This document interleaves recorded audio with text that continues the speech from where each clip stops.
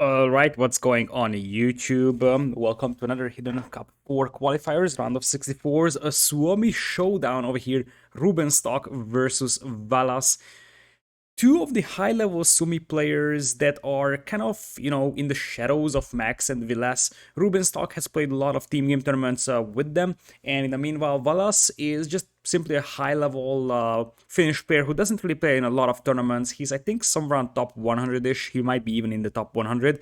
So these two players are actually pretty even in skill, I would say, and if you exclude Max and Vilas, Rubenstock and Valas are among the best Suomi players. So it's going to be interesting to see what these two Finns can actually do against each other.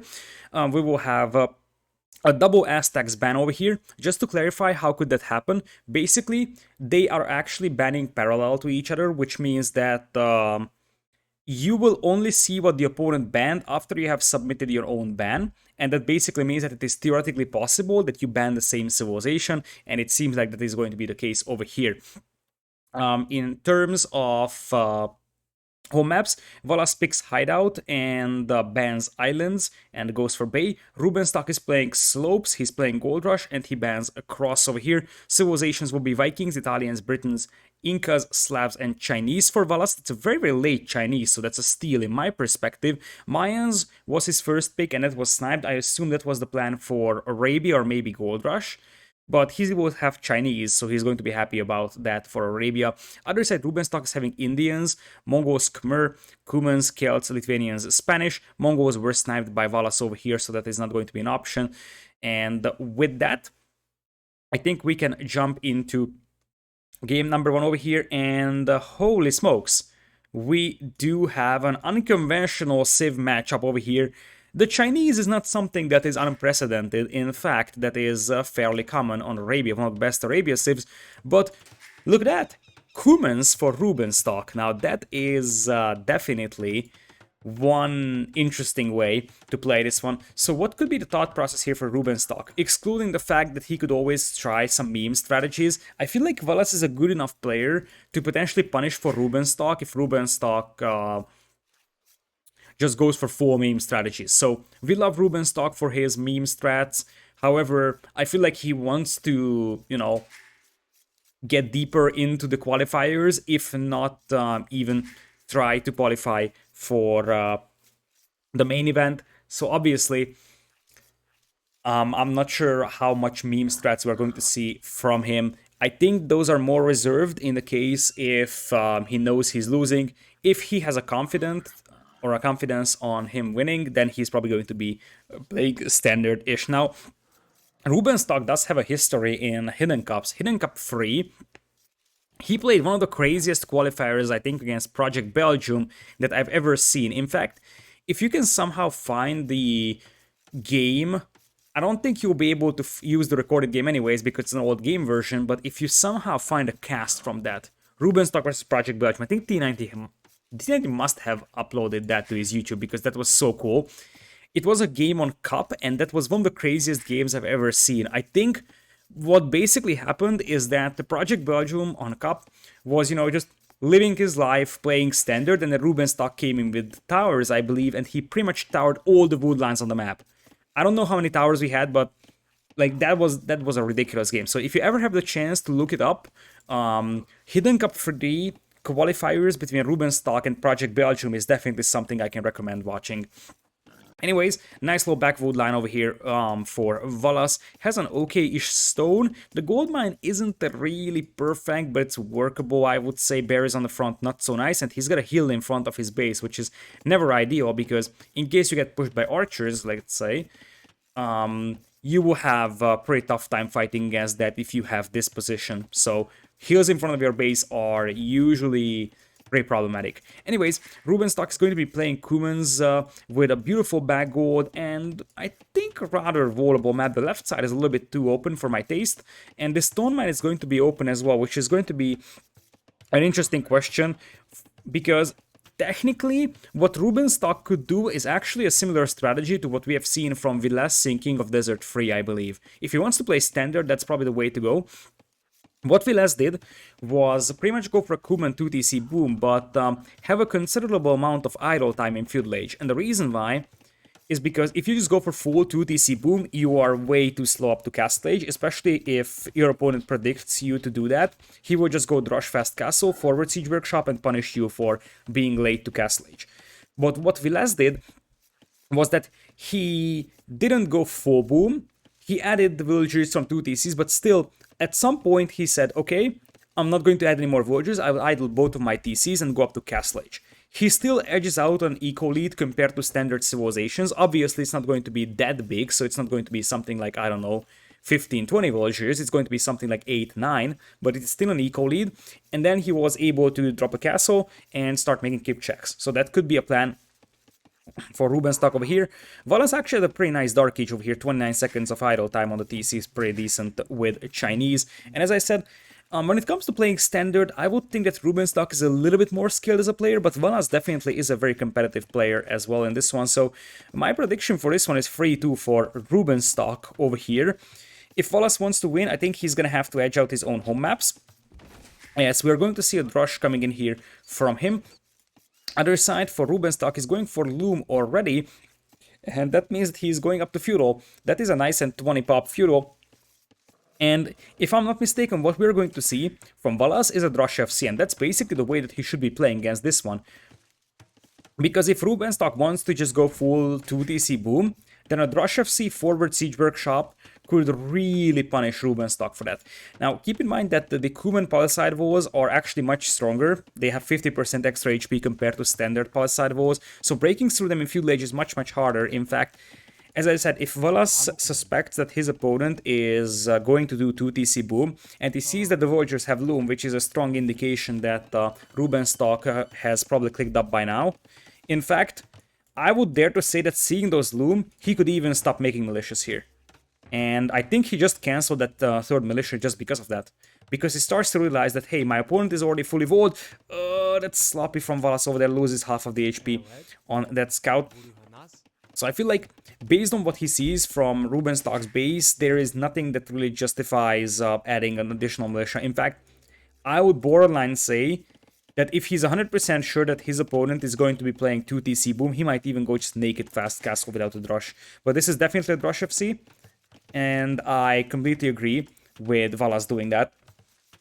Anyways, here is the second TC over here, and that's gonna be on the golden wood. That's a beautiful town center spot because it protects the gold, protects the wood from any aggression. This right side is gonna be quite open though, so we'll see what Rubenstock can do to defend. But as I said, once he reaches Feudal Age, these are almost 400 HP Palisade walls, so it is going to be rather easy for him to defend his base. Rubenstock kills the scout of his opponent without losing any HP basically on that scout. He's 40 out of 45 through the hill as well. Now that second piece, it needs some time until it is finished, but it is going to go up. And behind this one, as I said, the Valas will be adding those farms. Those are quite late farms for a fast castle, to be honest. Like, you should be adding those farms by now. And that is going to be a little bit problematic for Valas over here, because this is not going to be a clean Drush FC. So in this case, this is tricky. Because the thing is that you probably prefer stable blacksmith here. But based on this food count, I'm tempted to say, and the fact that the villagers, there is 4 villagers on gold, means that this has to be involving at least buying a little bit of a food. Because otherwise, you will be fine with 3 villagers on gold. You don't need 4 for a Drush FC. Actually, you don't need 4 for Drush FC plus Loom, I think. You can actually get away with 3. Depends on when you send those villagers out. Anyways, this villager will have to be walled in. And as I said, I'm not sure if Valas is going to have enough food to go up, although he brings in quite a lot from the hunt over here, so at the end of the day, he may not be that far away. Game plan-wise, I think he's doing the right thing, as the militia is just bashing down these this mail from Rubenstock over here. Look at Rubenstock, the bully. He's just going to trap those militias over there. I thought he's just going to wall them in, but nope, he pulls the villagers and take this fight. Rubenstock, where? Rubenstock. Rubenstock. Oh, that would have been a big fail. And is he gonna get clubbed? 1 more HP, 1 more HP, and he's not gonna get clubbed. I feel like Rubenstock was very, very close to becoming part of a meme video. Because this would have been in one of the AoE highlight videos in the future, that's for sure. If he just pulls villagers to kill those militias and then ends up losing a villager that he brought in. Anyways, that's a stable, so it's indeed stable blacksmith. You need a blacksmith to go up here. That's something I didn't talk about. And see, the food count is too low. It's not really a big deal because you are just gonna idle at TC, but this was a far from ideal build from Valas. I suspected that food count is low, and that is because he dropped the farms late, and that means that he ran out of herdables faster than he wanted to. The thing is that with this many villagers on gold, he could have just bought food, but if you buy food, you need a market, and you won't be able to afford market, stable, blacksmith at the same time, most likely. So the thing is that if you do market, then you won't have a stable, because you will need a blacksmith for the forward siege workshop. So this wasn't ideal for Valas. Luckily he's Chinese, so having this 1 minute idle time over here isn't the end of the world, and there is the 4 villagers. This is gonna turn into a Hoang Rush basically over here. I like this as well. Adding a couple of spearmen, because theoretically it is possible that Rubenstock will just add 1 or 2 scouts over here to potentially deny 4 villagers, because with the Kuman strategy you kinda have to do that. And the spearman will actually get a good poke in, and another poke, somewhat sloppy from Rubenstock over there. And now the bear is triggered by the villager, but you could just micro it in a way that you lose barely any HP. I'm not sure if Rubenstock saw the villagers, but he definitely saw the spearman. And I would think that he knows that something is coming his way as he's walling up right now. We'll see if having this blacksmith and market over here is going to be helpful for him, as he is now buying himself up indeed to Castle Age. As I said, this is not going to be full greed mode. You see that the 2 theses are idle. This is the exact same build that Valas used to great efficiency in King of Desert 3. Because normally many people would just keep adding villagers and booming, but no, what you do is idle your theses a little bit, which obviously means that you are not going to have as good eco as you could possibly have, but delaying your castle by that much is just not something that you want to do. In fact, this is already still really scary for Rubenstock if you think about that. 2 minutes needed until he can get up to Castle Age here, and his only stone mine is going to be denied by a siege workshop.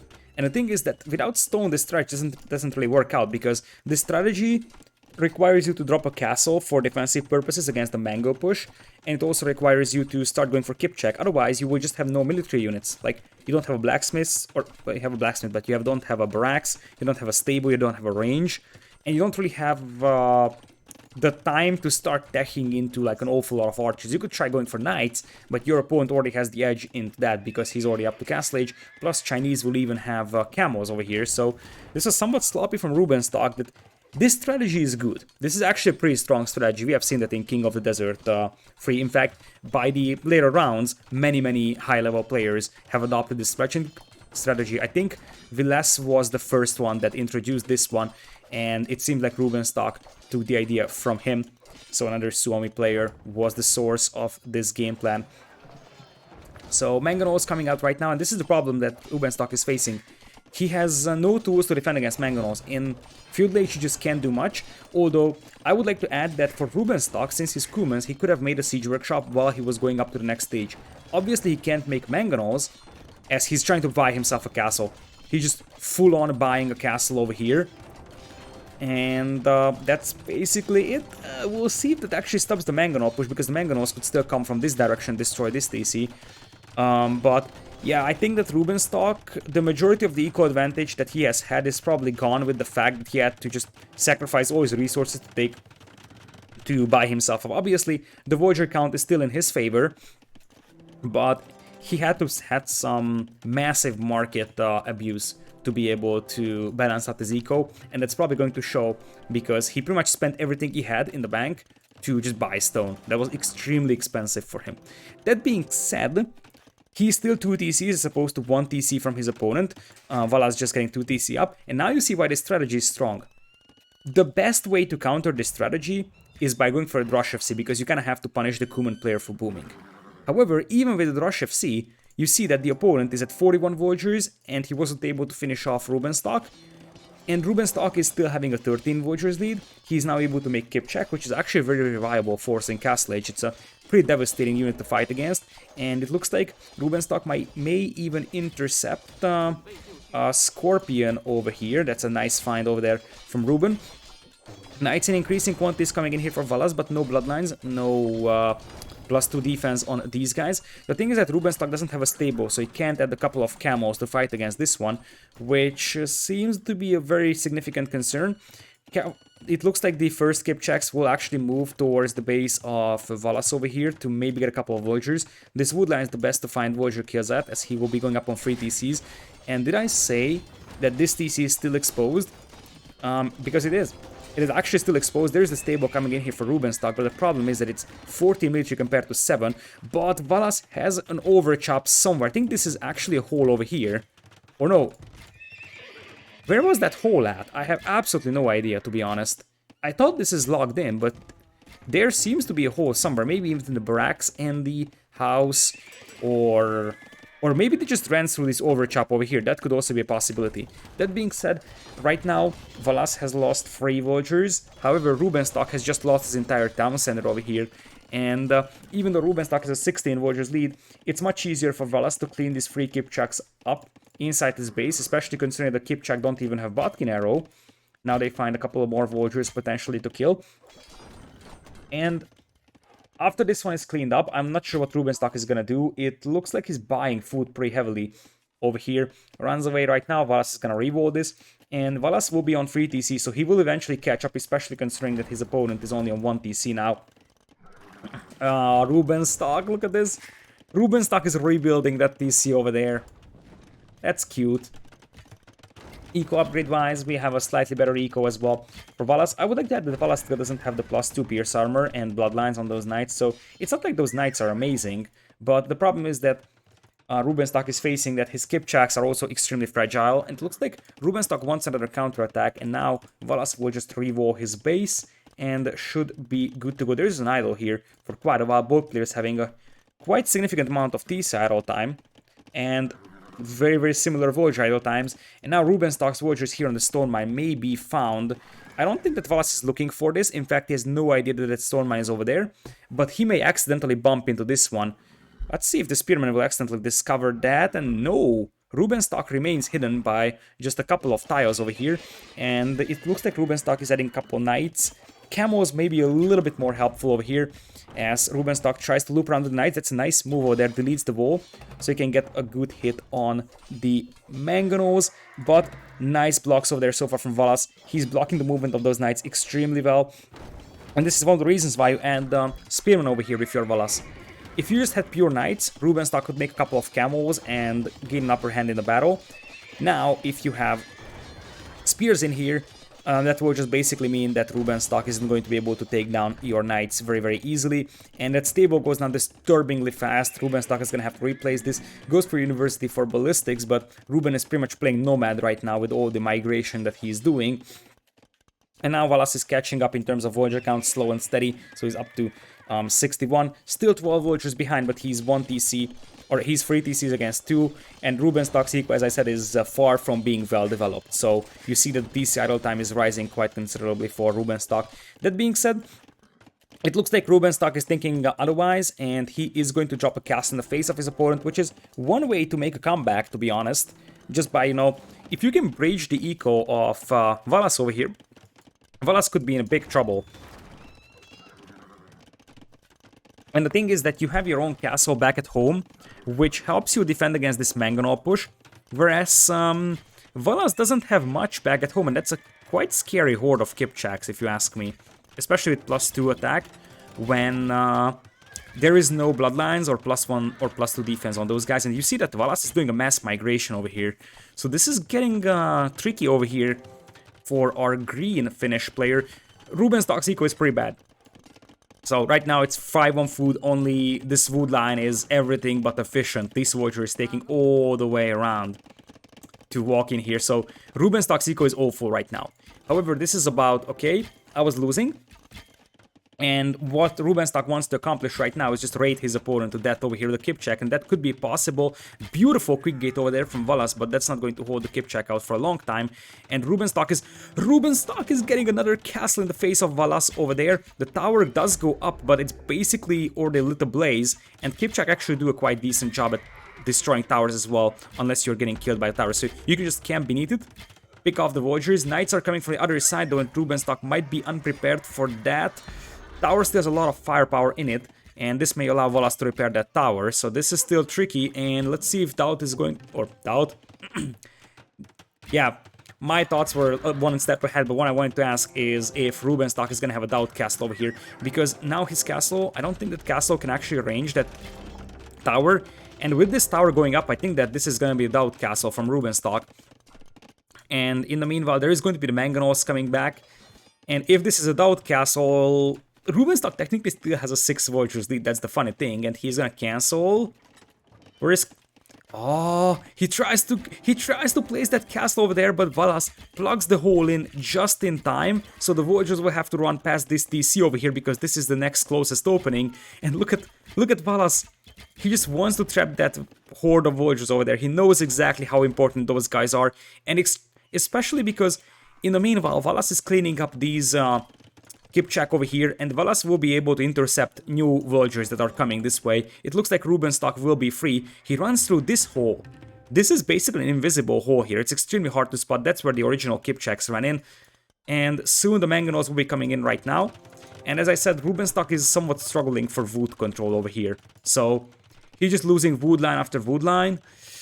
He still has just 8 Voyagers on food. The settle time is still huge for both players, and truth being told, Valas is losing this town center over here pretty rapidly. Rubenstock, another castle comes in. Valas is also heavy on stone, so I think what Valas wants to do is drop a castle over here, or maybe even better to drop it over here to protect that gold mine. That would be pretty important for him. And now Knights from Valas, they do have +2 defense now and bloodlines, so they can finally dive in and potentially commit a little bit against those Voyagers, and maybe the Mangonels can take an angle against that town center, but they will decide not to for the time being. Kip checks run inside, and Valas is going to have to run himself. So Scorpion comes in here. This could be big though. Mangonels missing the ground attack. One Voyager goes down. Scorpion take down quite a lot of Kip checks over there though. Voyager count is still in the favor of Rubenstock, surprisingly. So as unbalanced and messy his eco is, if Valas' push stalls out here, Rubenstock is going to be able to just come back into this game because his eco is still better, and remember that there is multiple castles in the face of his opponent, so Rubenstock is not giving up on this, and he's honestly in a reasonable position, especially with this tower gone. The next castle from Rubenstock could very well be over here, and I feel like Rubenstock wants to think about that already. In the meanwhile, this army here isn't doing much. I don't know what these Mangonels are honestly doing here for Valas. He still has the score lead, both players having a lot of idle time on their eco though. Like, look at this. Rubenstock, all these 9 Voyagers in here, 2 Voyagers over there. So Rubenstock's eco is really, really messy over here. However, so it is from Valas, and if you look at the army value, it's actually pretty close. Rubenstock is a pretty convincing population lead. And you could use that castle to start taking down the stable to prevent your opponent from getting another bunch of knights up. And it looks like Rubenstock will take the hill over here, and that TC I think will go up before the Kip checks will hit that. Obviously, idle time is going to be quite considerable once again for Valas, but this is so tricky. For a moment, it seemed like Valas is actually going to be winning this game because he was punishing Rubenstock pretty hard. He took down TCs, but now Rubenstock's counter castle here actually worked out nicely, even though now he loses a decent amount of Kip checks to the TC fight. That's -4 Kip checks from him, make it -5. So one thing that you have to keep in mind is that Kip checks are pretty fragile, even if you upgrade the bloodlines. Now they have 60 HP. Without bloodlines, they're even more fragile, so... boy, that's a lot of Mangonel shots. It's going to be awfully hard to juke all of them. Rubenstock losing a lot of Kip check, but Kip checks aren't particularly expensive. And the next problem that Rubenstock is going to be facing is that if you look at the resources for Valas, he is gonna be able to go into Imperial pretty soon. He just needs to sell a bit of a food. I think food prices are pretty high right now because Rubenstock was buying food, and he did, look at that, 87 gold for 100 food. So because Rubenstock had a pretty unbalanced eco and he had to buy food for a long time, the food prices went up, and that helps immensely for Valas because he was able to get some very nice resource exchange rates over here, and he's just gonna go into Imperial. With one castle over here, he will be able to start trapping this down, and even though Kipchaks are technically a reliable and feasible unit from sniping traps, we'll see if that actually is going to materialize. That being said, Rubenstock has an awful lot of Kipchaks queued up in his 2 forward castles. Surprised that we're not seeing Kipchaks queued up over here, because it's still better to have a castle that's producing Kipchaks here and the Kipchaks running through the map than just having a bunch of Kipchaks over here in this queue that aren't really doing much for you. It looks like Rubenstock will want another castle here pretty soon, and honestly, I feel like Rubenstock is missing siege here, and he could have gone for capped rams. So if he goes for capped rams here, and he had the eco to afford it, Kipchak capped ram would have worked quite nicely, because it's not like Valas had army. Valas was sitting behind towers, town centers, and walls. If you make capped ram here, you could have just went for 6 capped ram and 20 Kipchak, run beneath this TC, and the TC goes down in 5 seconds. So Rubenstock could have very well pushed this one in Castle Age. Now he seems like he's running out of time, because Valas is going to be up to Imperial pretty soon, and that means that he will be able to trap down the castles. Very nice raids once again from Rubenstock, sloppy from Valas to leave that one open, but we're now seeing 2 canoes being added over here, and that should be enough to clean this one up for the time being, even there isn't really a lot of upgrades for those 2 canoes either, but it's 19 seconds, and Rubenstock is not really even close to the Imperial Age, so that's not going to be a thing for him. He has managed to get his eco back on track very nicely. The problem is that he just doesn't have any siege to finish this game off with. So it's very funny that Rubenstock is at 20 villagers lead right now, and he's got the army lead, but he's unable to finish off the game, and he just doesn't have siege. He's causing so much villager idle time right now on Valas. It's 3.5 hours already. But he just doesn't have anything that can work well against these buildings. He doesn't have crabs, and he's not making rams. Now he's adding a siege workshop, but that might be too late. It looks like we're going to have light cavalry over here from Valas. I assume that the reason why is because this is the only reliable gold mine that he has access to. He has lost this one, and he has lost this one.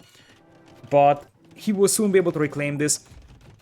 Traps will be set up over here. That's actually a very nice spot for a trap. You could even make a case for dropping a few houses here, if you're Valas, to prevent the Kipchaks from running in here and sniping that trap. Because if you place some houses here, the Kipchaks won't be able to access it only from this side, which once again helps you stay alive a little longer with your trap. Plus 4 defense is going to be crucial against Kipchaks that will be missing Bracer anyways, but right now Rubenstock obviously is in Castle Age only, so that's not going to be a thing that matters. There is capped ram from Ruben, but I feel like this is a little bit too late now for him. That being said, if he's able to keep these castles alive, which is going to be awfully hard, there still could be a chance for him, because it's 21 army compared to 9, and his eco is also pretty decent. If only he fixed his eco, that's the main concern he's having. It's consistent 20 idols right now for Rubenstock, and I have no idea where all those idols are, but there is a lot of them. There's a lot of idols for Rubenstock. So the first castle goes down, and the second one is already being trapped down over here. Ruben just going to get the first capped ram out, knocking on these town centers, and honestly, as I said, I feel like this could have happened 3 minutes ago. It's not like Rubenstock didn't have the resources for it. He was floating a lot of resources, because, look at this. All these Kipchaks in the castle, you could have capped rams from that. And if these capped rams started pushing 5 minutes earlier, this would be a completely different game, because instead of Valas sitting back behind his walls and booming up to Imperial, he would be punished pretty hard for not having any military on the field. That being said, light cavalry may deny this castle over here from Rubenstock, and on the right side this castle is also falling. And the thing is that Rubenstock's eco here on the right side is wide open, left side is wide open, so just a couple of light caps can cause insane chaos. And indeed, it seems like this is a cleanup over here. This castle will be stopped at 55-ish%. Rubenstock trying to buy himself up to Imperial though, but he's gonna have to work with much lower market prices than his opponent had to. So you see 100 wood for 24 gold, and it is still going to take 3 minutes until you go into Imperial. I don't think that he's gonna be able to hold this forward position, and now this should be Valas's game, because Valas is behind quite considerably in terms of economy, but Valas will soon be able to get some raids in, and he doesn't need a lot, as I said. He just needs a couple of light cap that hits this part of Rubenstock's eco, and boom, Ruben's gonna be down by 20 villas. Also worth noting that Ruben's got an awful lot of idols. We see all these idols all across his eco, farms not being reseeded. He's at 35 villagers on food only. A lot of idols over here. There were a lot of idols over here as well. The keep checks are actually being very, very annoying over here, and Valas is trying to chase them down right now, but Scorpions and Lightcap should be able to deal with this one. And as I said, you could really make a case for just sending the majority of the Lightcap forward immediately. Over here, Treb's already taken on the Siege Workshop. The next one is going to be that castle, and Rubenstock has got 6 keep checks, 5 knights, and 1 kept ram. That seems like it's insufficient to deal with what is going to be a lot of cavalry, most likely, and Chukanus will probably also add it into the party. So if these light caps actually hit this eco, Rubenstock is going to have a really tough time, and also Rubenstock doesn't seem like he's going to have any long-term army composition. Like, he's trying to get additional castles up for more Kipchak, but it seems like now he's going to settle with the fact that he's not going to be able to get Kipchak numbers back up high anymore, and he will be going for +2 defense on the cavalry. I like this move as well. He distracts the Kipchak and the knights over here, sends in a couple of light cap, and I feel like from Valas, all we need to see now is just light cab after light cab after light cab and just go for the raids. In the meanwhile, castles are falling quite rapidly. And Ruben is actually TCing this neutral gold over here, and he did take away his opponent's stone. And truth being told, he's still 20 population ahead, and he's got 40 more villagers. So I would say that Valas kind of has to be fast here, because you probably won't really be able to sustain 100 villagers against 140 for a long time, because if Rubenstock gets into Imperial, he still has a good enough eco to get a couple of Cavaliers out and suddenly make this game turn around. However, as I said, this is exactly what Valas should do. Just send in light cav after light cav and start killing the opponent's eco. It looks like Valas is going to notice that Rubenstock has an increasing knight numbers, and also sees the +1/+2 upgrades on those guys most likely, so he's going to tech into Halberdier. This is tricky because even if you tech into Halberdier, we could see Kipchaks from Rubenstock. It looks like Rubenstock is also thinking about teching into Pikemen here against the light cav, but mobility could be a significant concern for Rubenstock, who's dropping to 117 villagers. And in the meanwhile, these villagers also getting cleaned up. And there's going to be a lot of Chukanus as well that Rubenstock currently has no answer for, and he's still 1 minute away from Imperial. He's using which TC to Imp? What TC is Rubenstock using to Imp? Am I blind? Is this the Imp TC? It's not shown on the overlay. It can't be. Oh, there is one over here. That's what he's using. Okay. I was just blind. Anyways, that's a lot of Chukanus and Trebs, but we already have a Squires, Blast Furnace coming in here for Valas, so he's prepared for a Night Switch. And as I said, I am much more convinced in having this big blob of Chukanus with basically full upgrades and soon Halberdiers, rather than Rubenstock slowly assembling an army of knights. He's gonna grab Cavalier first, but now the ecos are even, and Rubenstock still has to massively use that market over there. That being said, Valas wasn't able to finish off Rubenstock in time over here, so Rubenstock could get away being late to Imperial by 5, 6, 7 minutes, which is insane. Normally, the player that gets into Imperial first should be able to snowball the game with Imperial Age units, but that wasn't really the case for Valas. Maybe he was pushing too slow, like he's taking his time cleaning up these buildings one by one, but that's buying an awful lot of time for Rubenstock, who is getting for a dangerous amount of knights over here. That's a lot of knights on the field now for Rubenstock. And he's also going to have some Kipchak support, so he can take down smaller amounts of Halberdiers. Not an awful lot, but he will be able to take down a couple of them. So it seems like the game is equalizing over here, and as much as it seemed like Valas is going to finish off that game, now it is more even than ever, I shall say. Light Cavs will be able to intercept the villagers over here on the right side, and here come the Cavalier. Cavaliers with +4 defense, Iron Casting just coming in. Over here, that Spearman is actually slowing down this army quite considerably. But as I said, Valas is, I think, pushing a little too slow. Now there is going to be Halberdiers with only +1 defense, +2 is just coming in at Chukanus. The problem that Kumans are facing here is that normally against Chukanu and Halberdier you would go for Skirm, but they don't have Bracers, so those Skirms aren't really great. Rocketry coming in here, buffing those Chukanus over there, and we also have a couple of raids coming in here from Valas. I don't think that he killed a lot of villagers though. The Siege Workshop is still standing, funnily enough.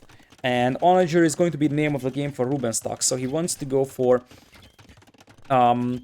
What is this? Even skirms. So he's adding skirms over here at the end of the day. As I said, those skirms aren't amazing, but I guess he thinks that he still needs that for a little bit of beef. And he's gonna try to get a raid in here, but I don't think that he actually got a lot of that. Nice defensive castle over there for Valas, who's going to stonewall the northern part of the base. There is still a forward position here from Rubenstock, so he could actually try just breaching the eco of Valas over here with some light cavalry raids. And truth being told, Valas has 37 on food, and that food eco is still a little bit messy to my taste. But he's got a lot of Chukunus on the field, and it's still going to take some time until Rubenstock gets Onager. I'm not sure if he cancelled Onager upgrade or if it already finished. I guess we're going to see, and since he's making new siege workshops, I assume that Onager already finished. So, as I said, clock is ticking for Valas over here, especially with Capdurams pushing here on the right side, and Light Cav coming in. Rubenstock seems like he is slowly climbing back into this game, and that's an awful lot of cavalry. Having a Blast Furnace almost in, but there is 25 Halberdiers over here and Chukunus. I don't think this is enough cavalry to deal with this one, and now Ring Archer Armor will be in as well. Elite is the only one, or only upgrade that is going to be missing from those Chukunus. You see the 8+6 attack with the rocketry. Rubenstock also has to buy a lot of wood over here to the Onagers. He's sitting on a lot of food and gold, which makes me wonder if he's waiting for Paladin for himself. In the meanwhile, we'll have some light cav as Valas will dispatch a couple of halberdiers to clean this one up. This is an opening here, and as I said, Valas' food eco was already pretty subpar, I would say. So losing 10-15 vultures over here, many of them are already low HP, by the way, would be a disaster to his food eco. That being said, that hill advantage is going to materialize over here as the castle is crumbling in flames. And the other problem is that, or at least other problem for Rubenstock, is that his siege workshops are going down here really fast. In fact, he's losing buildings extremely fast.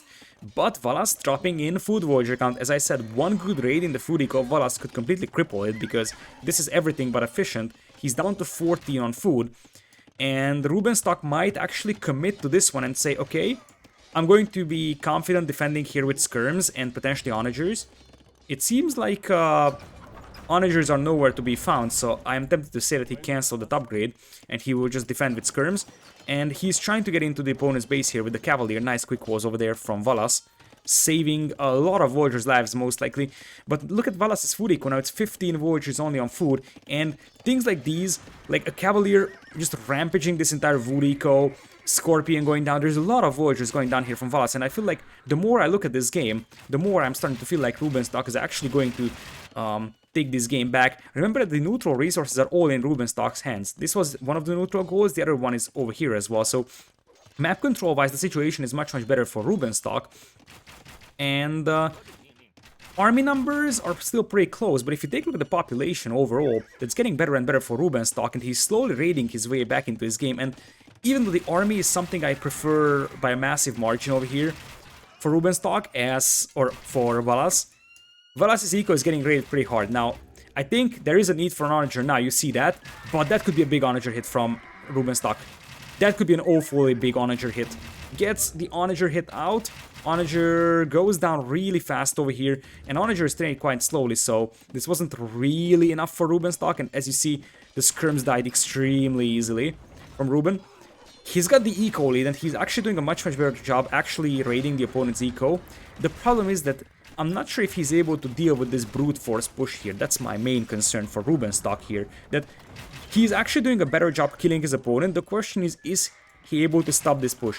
If he's able to stop this push somehow, then he's gonna be winning this game, because he's slowly crippling the eco of Valas. Valas is down to 85 Voyagers, so really Valas won't be able to replenish this army very easily. But that being said, it's 84 army against 38. Most of these are Cavaliers, but you see that Rubenstock is gonna have to replace siege workshops once again for onagers. If he's able to get 3 or 4 onagers out, he's gonna be able to level this army, but he needs that ASAP.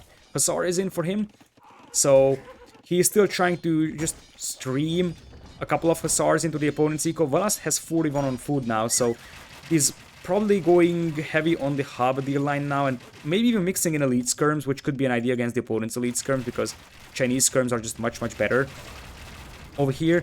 And now Rubenstock's eco is getting breached as well, and as much of an eco advantage as he has, if this actually starts going down, suddenly the ecos will be even. In fact, Valas has an untouched part of his eco over here now, whereas Rubenstock's eco is getting breached more and more. And yeah, the skirms are just dying to Chukanu so easily, and the Onager could be caught off guard. Treb's not going down over here, and that means that the TC is gone for Rubenstock. Oh, this is getting worse and worse for him. And there is no Onagers coming in here. There is one Onager that he could use, but when the light caps show up, the Onagers will just go down so easily. And I think, like, you can hope that you can actually pick off the Halberdiers and maybe get a good surround with the Cavalier on the Chukanus. But now it's light cavalry coming once again from Valas, so let's see. I think Rubenstock might try to loop all the way around, and I think indeed he's focusing on the hubs. He's waiting to sandwich this army of Chukanus in between his skirms and in between his cavalry, and I think the time has come. There's only 11 Halberdiers over here. Onagers are coming from the other side. Rubenstock is not paying attention, tries to focus down the Trebs. If he was paying attention to this fight, which obviously there's a lot of things to pay attention for because it seems like he wanted to dive into his opponent's base here. If he was paying attention to that fight, he could have actually killed like half of the Chukanu. And now the Cavalier come in. As I said, the army is very expensive to lose over here for Valas. If these Onagers would be here helping, I think this would be a completely different scenario for Rubenstock. He's trying to take down the Trebs, and the Trebs do go down, buying a little bit of a time for Rubenstock. But imagine if those Onagers actually started contributing.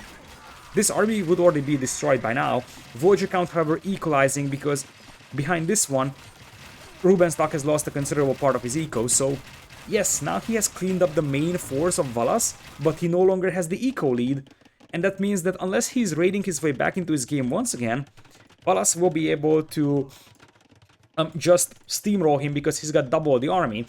And as I said, the army replacement potential, so to say, so the amount of resources that will be available to invest into army will be pretty much the same for the two players as they have this similar economy. Valas, 5.5k army value, only 3.2 for Rubenstock.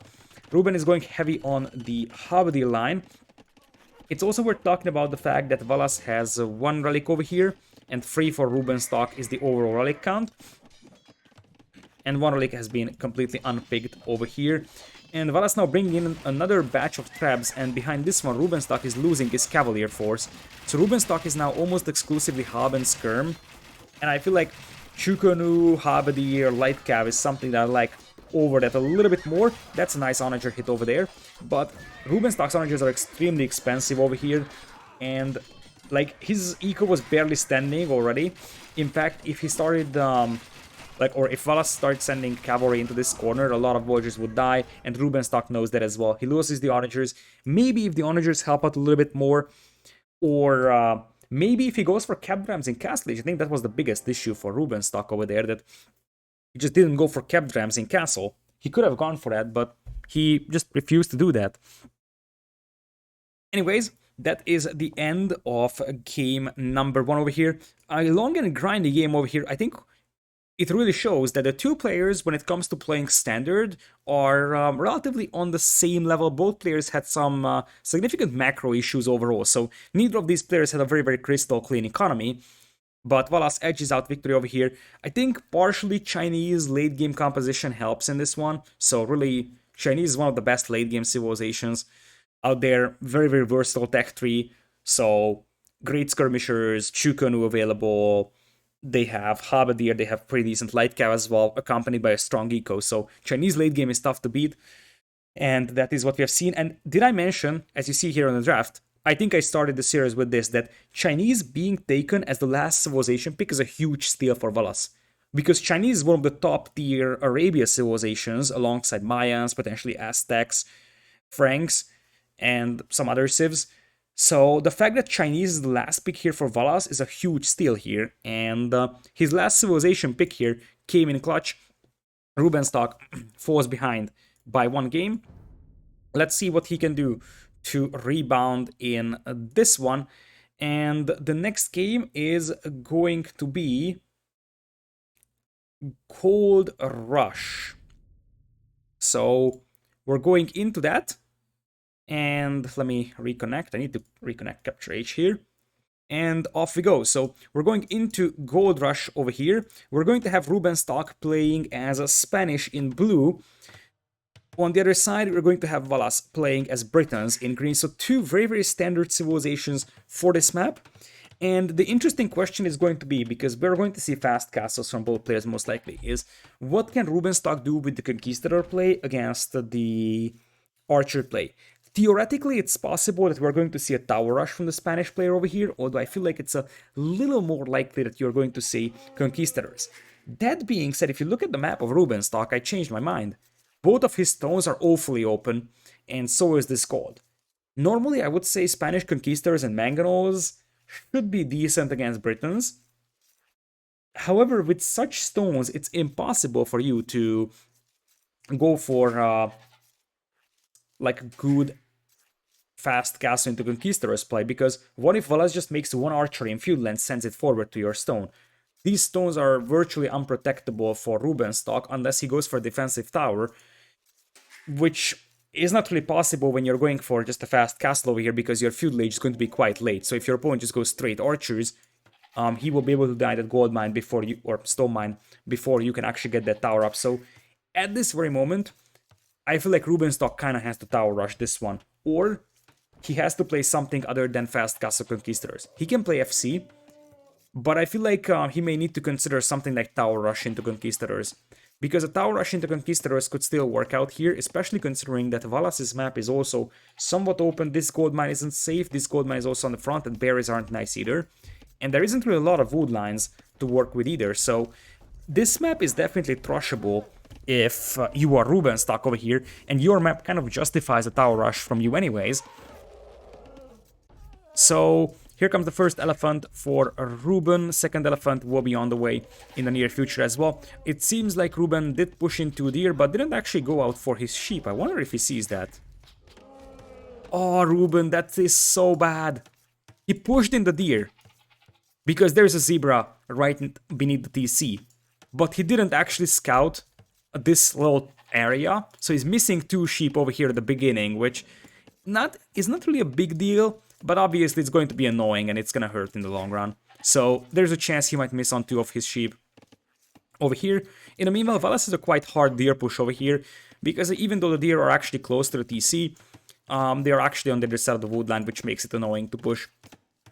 Premium Rush coming in here from Valas. So it's a Premium Rush FC crossbowman play from our Britain player. Whereas we'll see what Rubenstock is up to. He's got 4 on wood. So I'm tempted to say that this could still evolve into anything, even though with Tower Rush you could justify with just 3 on wood. But now Rubenstock may actually be able to find his sheep over here. Indeed, he will do so. And now Valas is going to be venturing forward to scout his opponent's eco over here. So Rubenstock is not dropping any farms, which could be indicative of the fact that he's not gonna go for a fast castle. But as I said, he kind of needs to adjust on the fly right now. So he sees his base. He'll have to decide if he actually can fast castle this one, because I'm not 100% sure. Well, fast castle, you can do that. Even though you don't really have a safe wood line either. So all of these wood lines could be denied by archers. The real question is if you can do fast castle straight conquistador, and there is a barracks for Rubenstock, so we might end up seeing something like men at arms towers or so. What is this villager up to? These are walls over here, which means that he's going to give up on this stone mine. What is Rubenstock up to? Is he playing scouts? No, there is way more villagers queued up than that. I feel like Rubenstock is kind of adjusting his build order right now, and this is not a crystal clean pre-planned build order here, because I am not 100% sure what we're seeing from Rubenstock here. This is way too late for a Drush, a bit too early for a Man-at-Arms play, and you wonder what this is for. So Man-at-Arms into what? It kind of has to be Man-at-Arms into towers, to be honest, and it looks like Valas is going to bring in his own Drush over here, and it looks like... Oh, do you know what this is? This is a Wolf Rush, guys.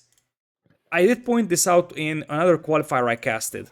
That Hidden Cup version of Gold Rush actually has a lot more predators. You see 16 lions over here combined than the standard version of Gold Rush.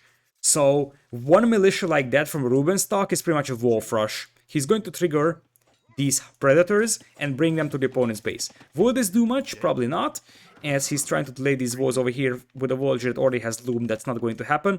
And in the meanwhile, Rubenstock is going to get pushed pretty hard over here by the militia, and his own vultures do not have loom. Now, luckily for him, his TC was close enough, but he doesn't have loom, and indeed he still has 3 more vultures in the queue before loom, so this is still rather messy, I would say, for Rubenstock, and now it seems like that's just 1 militia, potentially to keep the walls open, but I am honestly not sure what Rubenstock is up to. That's my honest opinion on this, / evaluation. Militia just chilling here. I guess you pull a militia alongside your scouts, so a single vulture can't wall this in, but Valas can just pull 2 vultures and wall this in, no problem. Anyways, it looks like Rubenstock wants to pretty much draw shift see this one.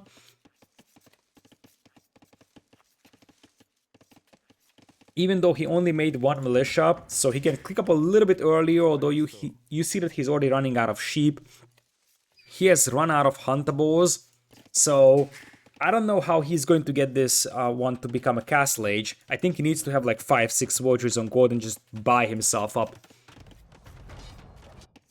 Anyways, for now, he is going to start walking around the outer rim of the pit, and let's see if he's just collecting wolves. Nope, he's actually fighting this, so he's not actually intentionally collecting lions over here.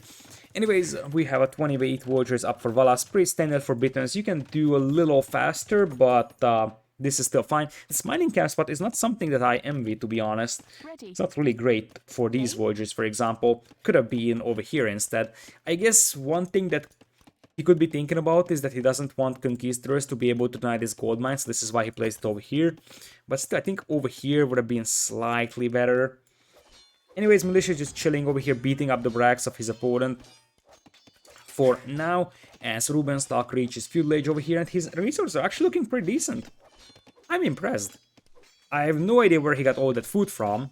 It seems like he has a lot of vultures on berries, but maybe he had a lot remaining on that deer that he was taking, and that's where the majority of it came. But indeed, as I said, this is not going to be conquistador play. This has to be stable blacksmith, which means that we could see something like pretty much just the Hoang rush over here. Just knights, and here is the wolf rush I was talking about. Here is the wolf rush. He collects the lions, and now he's going to try to use his scout to block that vulture. The appropriate response is just to garrison the TC, and the wolves will die. Now they will actually trigger or get triggered by other vultures as well, and this is also going to weaken a lot of vultures over here, which allows that scout to potentially be disruptive, and at the end of the day, lion is going to die. So yeah, the wolf rush is pretty much a good meme strat, but it is far from anything viable. But in the early versions of the Gold Rush script in Definitive Edition, so that was like one of the earliest patches of DE, Gold Rush was one of the earliest maps that was put into the ranked map pool, and that script had an awful lot of wolves, so wolf rushes was just very, very frequent. Now, this also means that you have to be careful on which direction you go, because you might get your forward vulture intercepted by wolves, so this is a little bit tricky over here for Rubenstock, especially because one wolf is one thing, the vulture can kill one wolf, as you see that Valas is looking for a forward vulture, but he cannot find it. And one thing that I would like to add is that Valas was delayed into Castle Age quite considerably, probably because he had to deal with matters like lions eating his berry vultures. And that means that we will eventually get a forward siege workshop here, probably on this region. That would be a massive advantage for Rubenstock, because he could just drop that over here and start mangoing down those archer ranges immediately, get the hill advantage for himself, and potentially after that, while he's forcing the fights over here at Valas's base, as here come the knights from Rubenstock as well. So while he's forcing the fights over here at Valas's base, that siege workshop is very, very passive to my taste, to be honest. Like, I'm not even sure what that is going to accomplish other than actually, you know, protecting the middle. It's going to be good enough to hold the middle until you can get stone for your castle, but that's the only thing I can imagine over here for Rubenstock. Anything else seems kind of a bad idea overall, and that siege workshop is gonna be denied from Rubenstock. He will have to just suicide that vulture over there and get that siege workshop up. It's so important. Rubenstock the funny thing is that if he just takes the fight down here, I think he wins it, but loses the Voyager at 98%, and that's extremely important because those archers will be moving over there, and there is a good chance that that siege workshop is gonna get denied at 90%. Now there is knights, but there is spearmen supporting, so I am really not convinced if this siege workshop is going up here for Rubenstock. He's going to commit a Voyager to it. But it's not like he has an awful lot of knights over here, and there is spearmen that are good enough to kill those early knights. And I think Valas knows exactly that there is actually another Voyager coming, because he's just sending his army back over here and just patrolling this hill. He knows exactly that all he needs to do is just deny the siege workshop, because Rubenstock will attempt to do that. And, oh, that's a little bit sloppy. Rubenstock trying to get the Voyager up over there. Valas having a wrong step in this direction. If he was just keeping these archers in the middle, that Voyager probably doesn't get there and doesn't get that siege workshop up. This is extremely crucial because now there is a siege workshop up here which could produce mangonels or scorpions. Now Rubenstock moving in here with the knights, escorting that Voyager for whatever the purpose of that will is. Now it is a dead Voyager, so Rubenstock lost 2 wills. And the thing is that Valas needs to get a siege workshop up here, because a siege workshop down here would mean that he's fighting up hills, but if Valas is getting a siege workshop up here, he's gonna have no trouble protecting the front of his base, and he's getting DC number 2 down, something that Rubenstock is not doing, so this is sort of an interesting scenario so far. Rubenstock is selling his stone, interestingly, so this is not gonna be Conquistadors anytime soon, it's going to be Knight and Siege over here. And another 4 Voyager is being pulled. I wonder why. Like, the only reason why you would do this is to just repair your siege weapons, but you already lost 2 Voyagers here on the front line. So, 2 DCs right now for Valas. The thing I don't like is how much he's underestimating the importance of this push by not making a siege workshop here. It is still 1 TC versus 2 TC, so Valas will start pulling ahead in terms of Voyager count very soon. And remember that one thing that you have to consider, there is the siege workshop from Valas. One thing that you have to consider is that in this Gold Rush script, both players are able to access the gold in the middle. I guess what Rubenstock could be playing for is just denying the gold. But if you are Valas, I think he's going to be able to just secure that gold mine for himself with mangonels anyways. But if not, he can still get a castle up. Like, he can start mining stone, get a castle up over there. Here come the scorpions. And there is a battering ram as well, which is going to be a little bit trickier to fight against, because there is no mangonel out just yet for Valas. But he's soon going to get one, and it looks like Rubenstock is going to start probably dropping a TC over here in the middle of this hill, which would give him a very, very nice foothold indeed. Here comes the town center.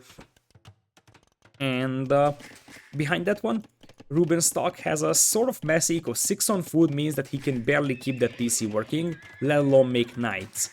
So he doesn't really have the food eco to just keep adding knights over here. It's not like his opponent is having a much better food eco. In fact, 8 Voyagers on food is by far insufficient to keep 2 TCs working, so you kind of have to commit to a lot more, no way. Oh, Valas. Like, if Valas is just fully walled and just sits back behind his walls and booms, he probably wins the game. He could be losing the game to a raid like this. Because that's a lot of knights inside his eco. It's only +1 defense, no bloodline, so the TC fire is going to be able to help clean that one up. But from a great position, Valas actually just jumps back into having an okay position, I would say. Because he may actually lose this hill position over here because of that. Because he has to come back and clean this one up. Also loses a couple of Voyagers here on the right side as he's cleaning up the knights on the left. So really an awful lot of idle time on the TC.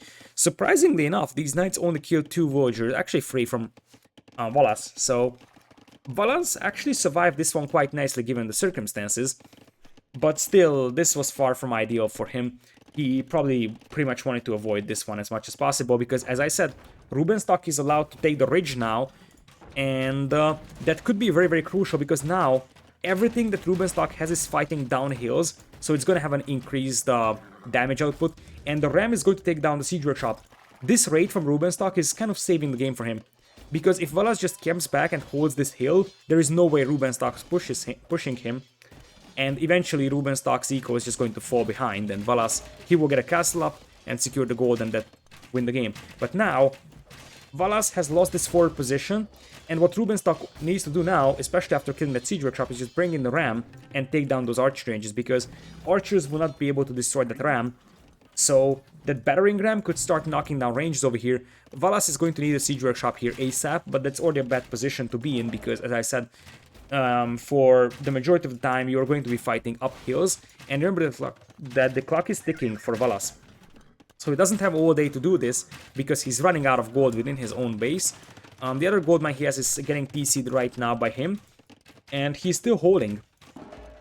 He is still holding for now, as we have the knights on the way from Rubenstock. He is slowly getting more knights out on the field, indeed. In fact, he has quite a lot of them queued up. He's probably doing massive market abuse strategies here, indeed, like buying food, selling food. You can see that food order is at 145 buy, so he has been buying food for quite a while now.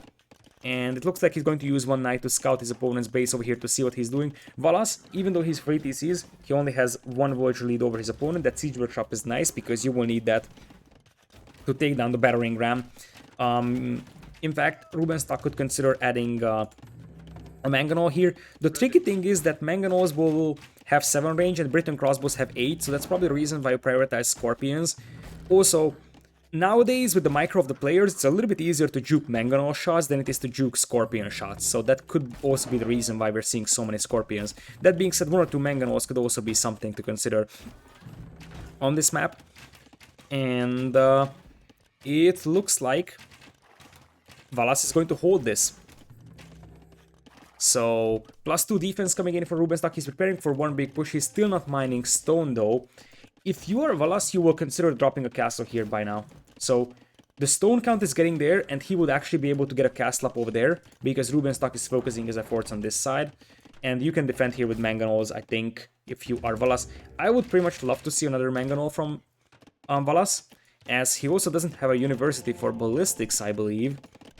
So, he's slowly pulling ahead in villager count, but that's a very, very slow process because his food eco also isn't really able to sustain free DC's villager production. And Rubenstock is now buying stone, but only dropping outposts, so I wonder what the plan is. Now he's sending villagers to stone. So I think he now knows that, okay, just like in the previous game, it's a sort of a stalemate and I am behind. I need to break through his initial defenses. That would be through a defensive or through an offensive castle. And if he's able to get a castle up over here somewhere, then he would be able to deny Valas from accessing gold, which would be a huge thing. Now he spots that Valas' entire army is moving to that side, but Valas is able to take the hill, which is a huge thing over here for him. And as I said, Valas will be dropping a castle here in a matter of moments. Knights, that mangonel is mispositioned quite heavily, and if it actually gets taken down, then, oh, Valas is giving up the high ground. What is he doing? You kind of have to fight it over here or micro this way. You can't give up the high ground like that. And his villagers are now going to be forced to run in this direction. Luckily for them, Rubenstock doesn't notice them, but you just gave up the high ground so easily. And obviously, it would be even ground if they're both fighting on this ridge, but you were actually retreating backwards down hills, and now you're going to be forced to push up hills, which is never a good sign. And as I said, Rubenstock is getting closer and closer to dropping a castle. So, really the clock is ticking here for Valas, who also had to divert this mangonel to the north. And that means that he didn't have a mangonel here to defend against the ram. So, there is a massive hole that now has been breached on the left side of his base. He lost the range, so his production is lower. And this opening here is going to allow the knights to just completely deny that gold mine, which is important because pretty much half of the remaining gold that Valas has access to is in that gold mine. So this opening is actually extremely important over here. There is a monastery, but it's not making any monks. And oh, look at this massacre. That high ground should have never been given up by Valas. Even if he dies with his army there, he must not give that up. In fact, remember that Rubenstock did a very, very nice job with the raid coming into Valas' base that initially forced Valas off from this ridge, and that's why he lost that siege workshop over there. Up until then, Valas' defense was fine, but that raid caught him off guard, and we see why Britons are somewhat troublesome in open maps. Obviously, this map is not necessarily something that you would consider open, but Britons is definitely one of the slower civilizations in this game, so you could really punish Britons by just raiding and attacking from multiple angles because their army is just so slow moving. And there is the castle from Rubenstock, and that castle is going to come up over here, and Rubenstock is going to concentrate his forces over here to prevent Valas from accessing the gold on this side, and get the castle up over here to prevent Valas from dropping a TC around this side. If you take a look at the POV of Rubenstock, he's got a very good vision on the right side of this ridge, so he knows exactly if Valas is able to access these gold mines. He doesn't know about the left side, so technically Valas could have a sneaky TC out over there, but it is somewhat unlikely, especially because Rubenstock was controlling the majority of Valas's front over here. So it is somewhat unlikely that villagers were able to sneak out, even though the perfect play here from Rubenstock would be if he had vision on the other gold mines as well. And now he can safely say, okay, I'm just going to camp the high ground and wait until you actually run out of gold. That's all he has to do. Just wait until the opponent runs out of gold. Valas does possess a 10 villagers lead, and the problem is that, like, Valas is able to afford a castle, but he can no longer place it over there because he just doesn't have a control over the ridge. And you could ask, why is he not making a castle here? And the reason is pretty simple, because in a trap war, you will lose this castle over this castle. You don't really want the downhill's castle anywhere, and in the meanwhile, knights are now flooding into Valas' eco. I feel like Rubenstock is turning this one around, and really that clutch raid was extremely important from Rubenstock. The thing that pretty much forced Valas' entire army back into his base, and that meant that Valas was losing this ridge, and ever since then what we have seen is that Rubenstock was just able to capitalize on that hill advantage very nicely. Valas dropped quite considerably in villager numbers, and at the end of the day, if you take a look at the villager KD, it's 27 villagers killed by Rubenstock, and he only lost 3. And those 3 villagers were all 4 villagers over here, so really, at the end of the day, he has been slaughtering the opponent's army, and he's having an even villager count compared to his opponent with 2 TCs, whereas his opponent was on 3 TCs for a considerable amount of time, and now I think Rubenstock just needs to sell Mangonel. Battering rams could also work out, but if he has a Mangonel, he can just fire down hills here with the heal bonus and finish this off. He could also get a couple of Conquistadors out, so he can actually start pressuring this wood line from the other side as well, so he doesn't need the knights.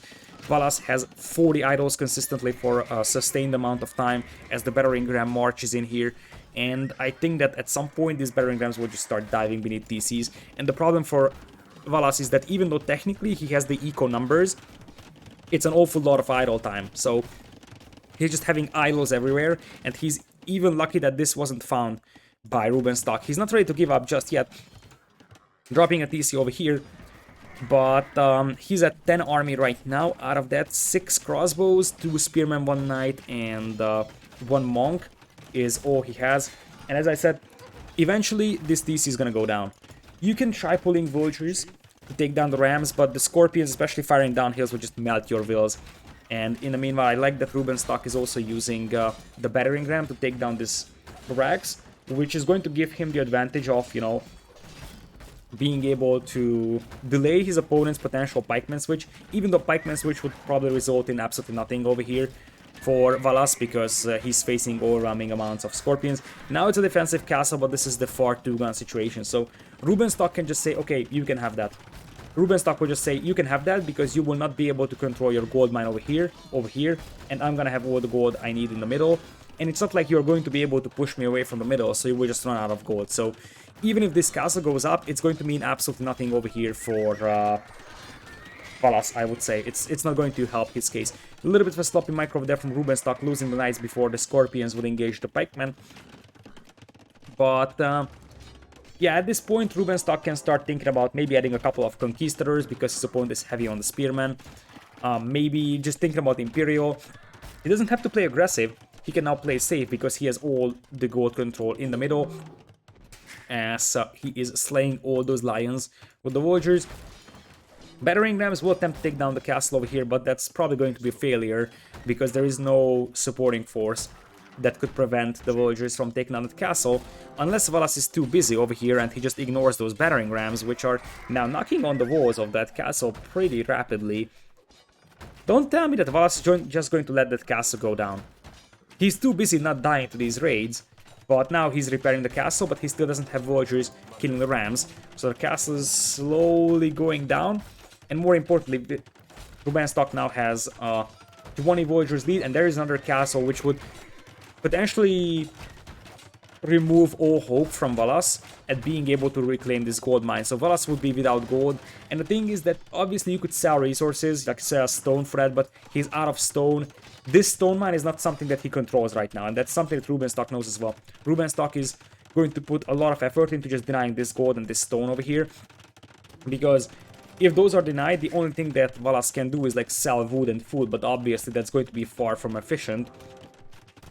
And eventually, the only way that Valas is going to be able to relieve the pressure that he is facing is with traps and being able to take down the castles, but that's just a distant dream right now for him. So he's not gonna get to Imperial anytime soon with 20 consistent idols once again, and he's just getting his entire eco raided pretty hard. And once Conquistadors show up, which could still be a thing for Rubenstock, I think I saw like one Conquistador somewhere. Yeah, there's 2 conks. Or you can just jump the Spearmen with the Knights and finish them off, that also works.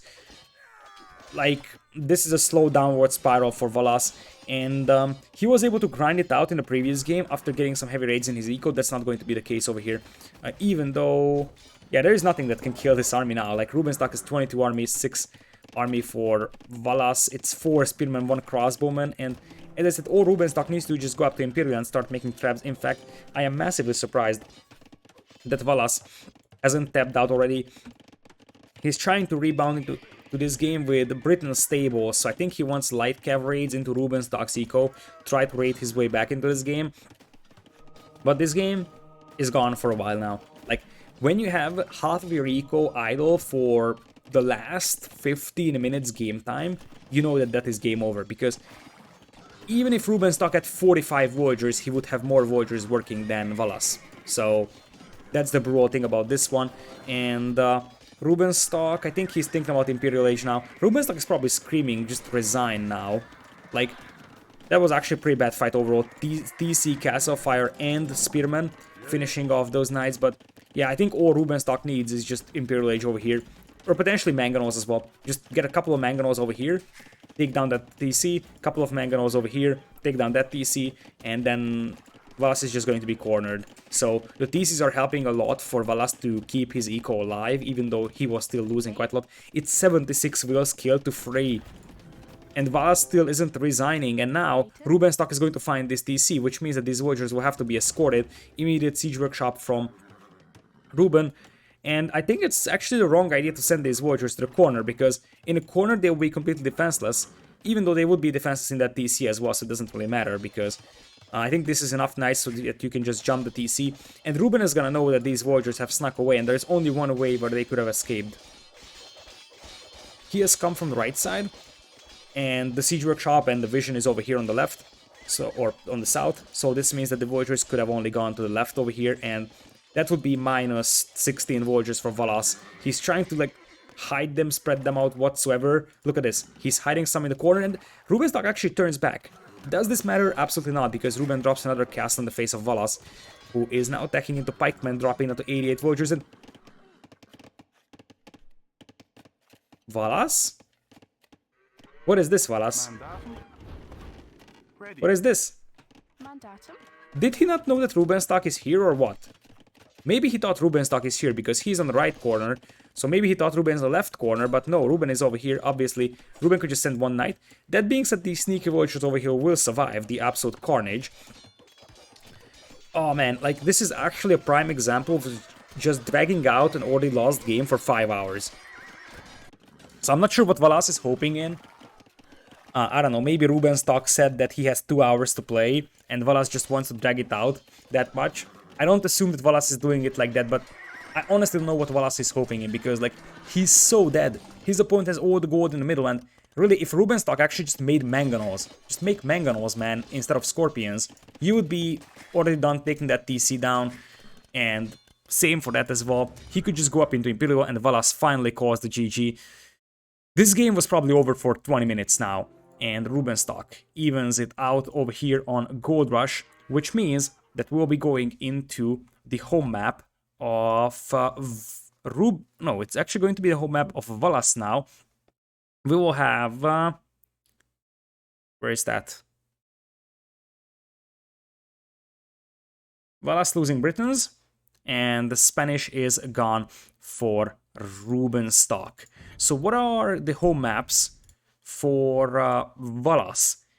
He banned islands and picked Hideout and picked Bay. And we are going to play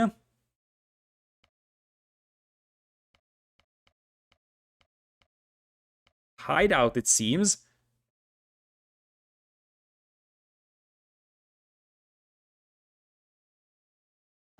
So, game number 3 over here between Rubenstock and Valas. We are going to have a Hideout. In this one, Valas is going to be playing Green Slavs on the south, and we're going to have Rubenstock playing as Blue Khmer on the north. One of the advantages that we're going to be getting with recorded games is that I believe that no one is going to be disappointed if I actually fast forward through Dark Age here, because what's going to happen is that everybody is probably going to be pushing in there. And just going for a fast castle over here, we could see some heavy booming over here from the two farming civilizations, although you have to keep in mind that the Valas with Slavs is actually one of the better civilizations for a pike and siege pushing castle age, which could be something as well. So yeah, I would say that because the Dark Age is going to be extremely boring over here unless something extraordinary happens, we will use the power of recorded games and just speed through that. So that's a very, very nice lumber camp for Valas. That's something that I always like to see. I think that the most efficient lumber camp is gonna be in the corner. Many players don't place it there for whatever reason, but that is actually going to be the longest lasting lumber camp because there's so much wood around it. And obviously, if you just place it over here, for example, you would chop in this direction, and eventually your villagers will have to walk more in between the trees and the lumber camp, whereas over here in the corner there's just a little bit more wood surrounding this, so that is a little bit helpful. The relics are evenly spread out between the players. That's pretty standard for Hidden Cup 4 maps over here. Looking at the resources, they also seem to be quite evenly spread. The two neutral goals are here in this intersection between the two players. This is going to be probably the left, or the this left side of the map is going to be the more passive side, and this right side is going to be the more aggressive side, I would say. And now that we are actually going into feudal age, I'm tempted to say that we should slow down, and we are gonna be fine. So Rubenstock on the way to castle age over here. That's actually a very, very clean castle age from Rubenstock. I'm impressed about that. So this is a 22 plus 0 fast castle over here. That's extremely hard to pull off. I think it was 22 plus 0, which is insanely fast, even for Khmer. So that's like a crystal clear build order for Ruben, and it seems like Rubenstock is actually having different plans other than, you know, just booming in this one. It seems like he is willing to get a push over here in Castle Age with his villagers. Oh boy. Oh boy. I completely forgot that I switched scenes. Oh no. Oh no. Sorry for that. Sorry for that. Alright, so welcome back, I guess, because you actually didn't witness the disaster I have done with casting this one in the last couple of minutes. That will be cut out from the video, so you're not going to see that, but I may have forgotten to switch scene from the draft, and I was casting for about 15 minutes without you being able to see it. As I said, I will just edit that out, so you won't be able to see that. But what I proposed at the beginning was that this is going to be just, you know, standard fast castle from both players with deer pushes. So there is nothing really extraordinary over here. Two of the stronger farming civilizations, Khmer and Slavs. I would think that Valas could have a very, very good chance of going for a siege push like Pike and Siege, for example, with Slavs. That is actually very helpful. But normally I'm not a fan of speeding through Dark Ages unless I am short on time, because there could still be things happening, like villagers being lost whatsoever, as we do have a little bit of a scout scuffle over here. But Hideout is so passive and so much focused on fast castling, as Rubenstock goes for what is a 22 plus 0 fast castle. It's a very, very clean build. from him, and he's pulling forward villagers, so things will start happening now, so I will slow down the game. So, the thing is that I think Hideout is so passive at the beginning that it is completely fine if we speed through this one. This is not a build order tutorial for you to see how these players are building up their eco. This is a competitive Age of Empires scene, so this is more about, you know, seeing the actual gameplay rather than just seeing all the Dark Ages in a map that is completely... Finnish speaking viewers, this is your time.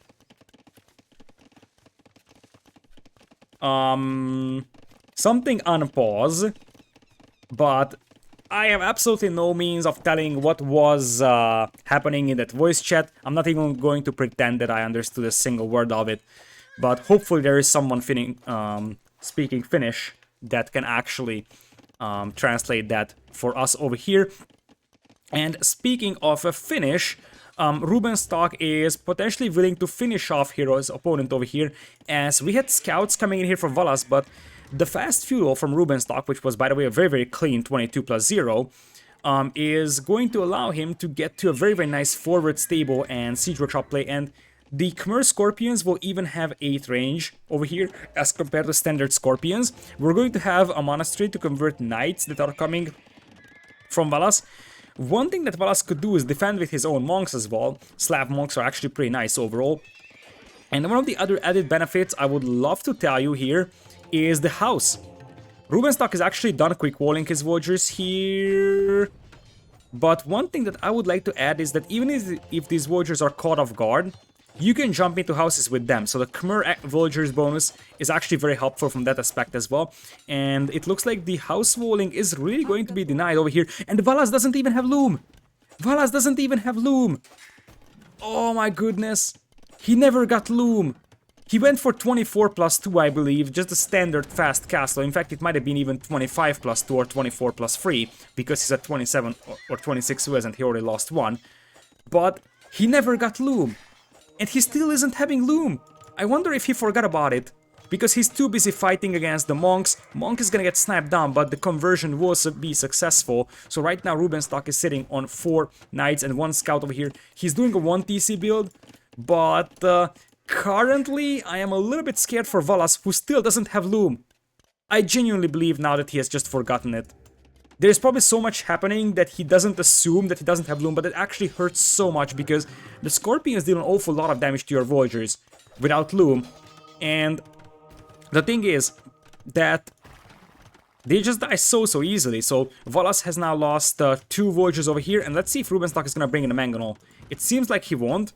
So he just wants to blast through the walls with the knights and just run in with the knights here. So he's not really making a knight and siege push, it's more like just, you know, knights, and he's trying to contain his opponent here. It seems like both players will start adding extra eco here.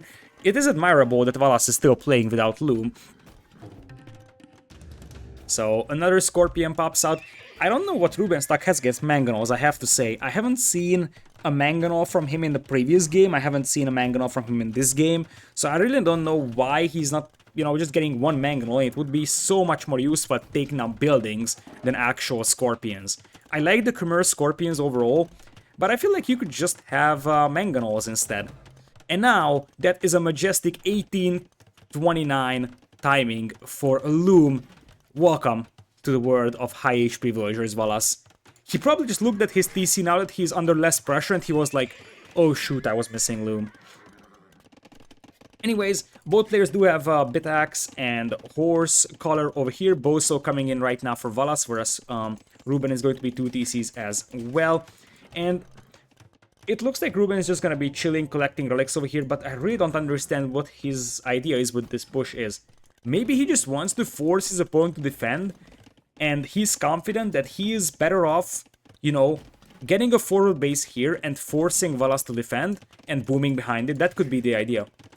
Like, something like, if you think about this, what he could be thinking is that Valas has to react to this one, and Valas doesn't know how much is coming his way. This is why you see that Valas sort of has an overreaction to this one, but he kind of has to do it. 8 spearmen, 2 monks, some knights, Then Siege Workshop over here with Mangonel.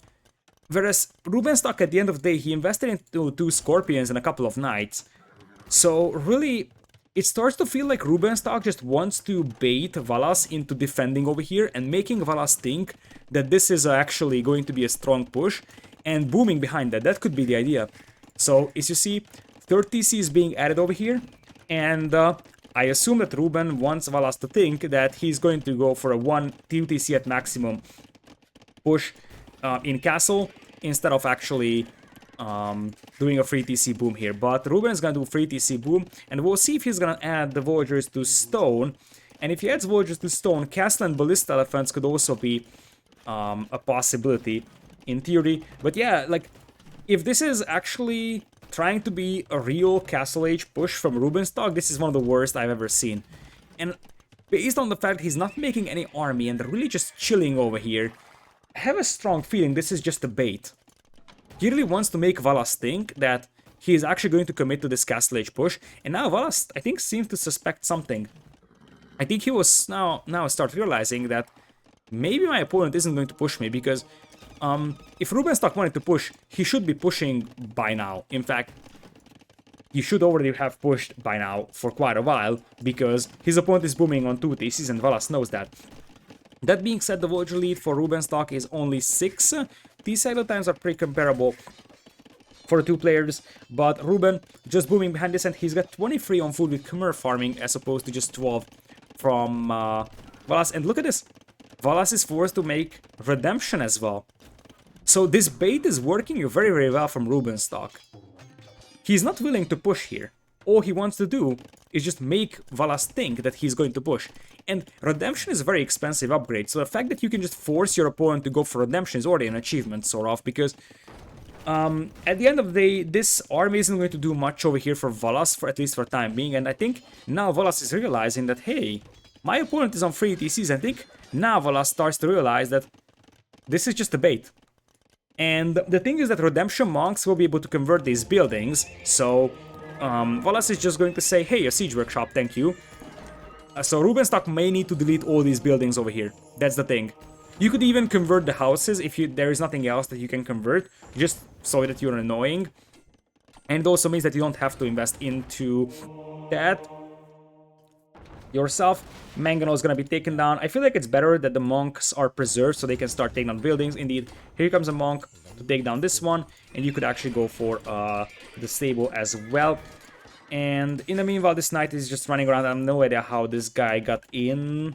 Maybe, I think the voyager may have opened the gate.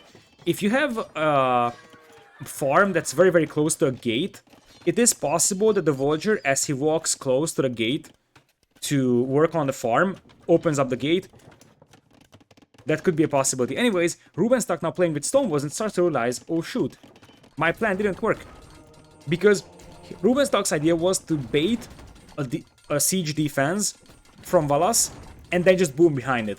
But this is actually very, very sloppy from Rubenstock that he didn't delete these buildings, because now he lost a siege workshop, he lost the stable to conversions, he also lost the relic over here, and it's not like his eco is that much better. I mean, 13 villagers is 13 villagers, but it's still Slavic farming. It's still about the fact that now you're gonna get pushed pretty hard over here. Rubenstock, I think he wants to imp this one, and now sends the villagers to stone. If this is imp and stone, as Valas is going to stone wall of the left side over here, there is still sneaky villagers from Rubenstock that will need to be cleaned up. But if Rubenstock is imping this, then he may drop a castle, and one thing that he could do with the Khmer food eco is just Ballista Elephant Cut and Hussar. And that could be something. In fact, that would have been a genius plan. Ballista Elephant Cut and Hussar. If this foothold was still over here, because then Valas would not be able to escape his own base. And Arbalests. Interesting. Arbalest Ram could also work, or Arbalest Treb for Rubenstock. As Valas is going to start making another siege workshop over here to get through these walls. Ruben may want to drop a castle at this position over here. We'll see if he's gonna keep buying stone, because he's starting to send more villagers to stone over here. So 7 now. And yeah, indeed, he knows that in order to stop a monk and siege push, he needs a defensive castle.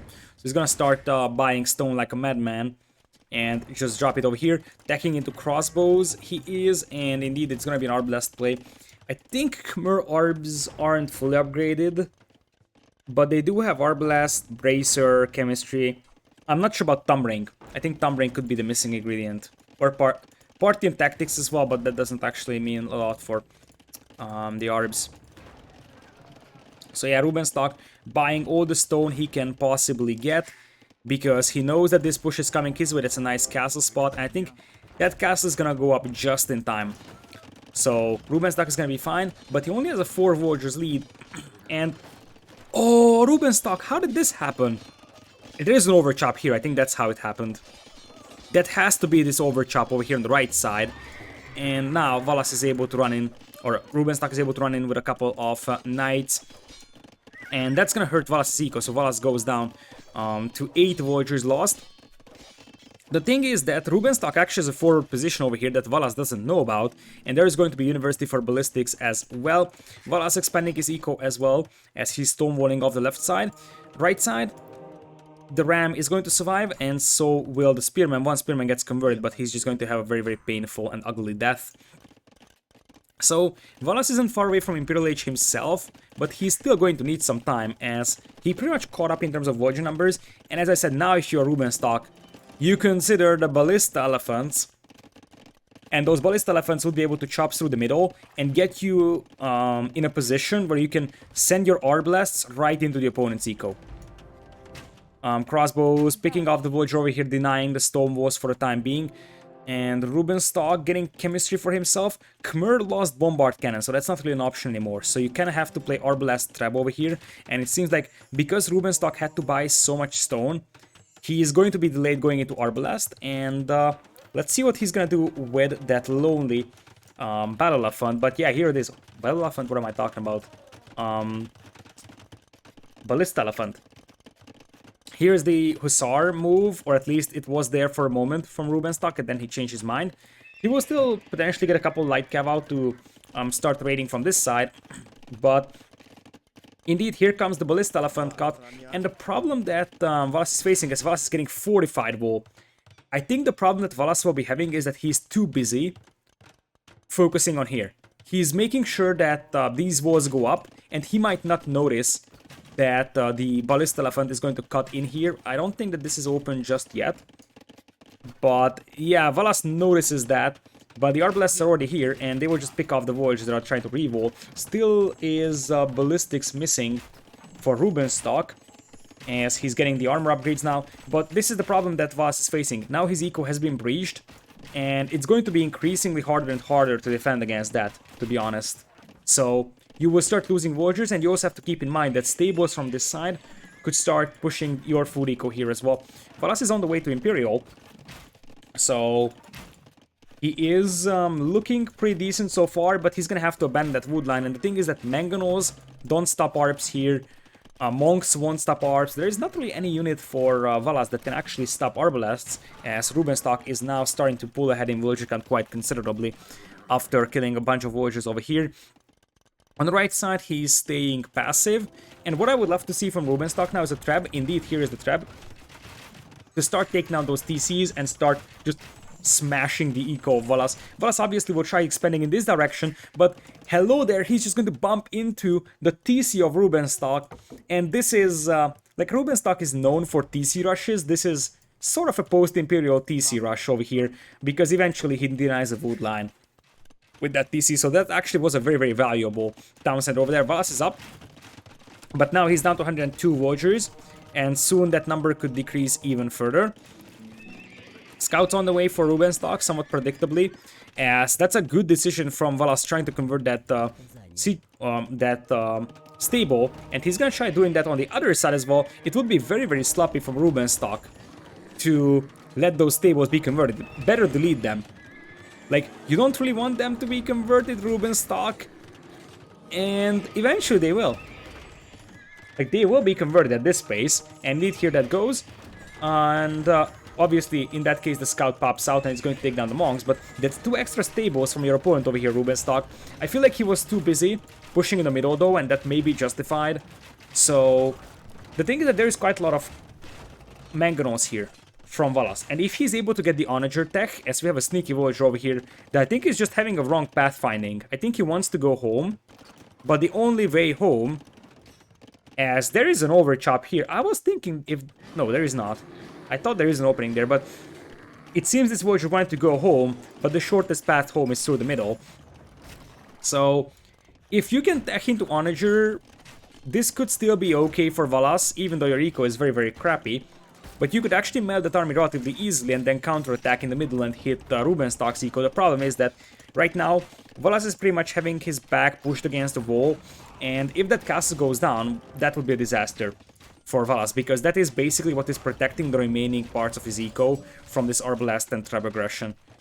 Because the TC is going to go down very fast to the Trebs. Also worth noting that Valas has to reposition his Lumberjacks because he has lost his wood line over here. He isn't really able to access this wood line because of the Arbalests. This could be an option over here, but he goes for this wood line right now. Tries to get a castle up over here. Arbalest trying to pick off the mangonels, and I think the idea here is indeed for Valas. He's trying to save those mangonels until they upgrade to onagers. It's maybe a little bit too early though for a fight.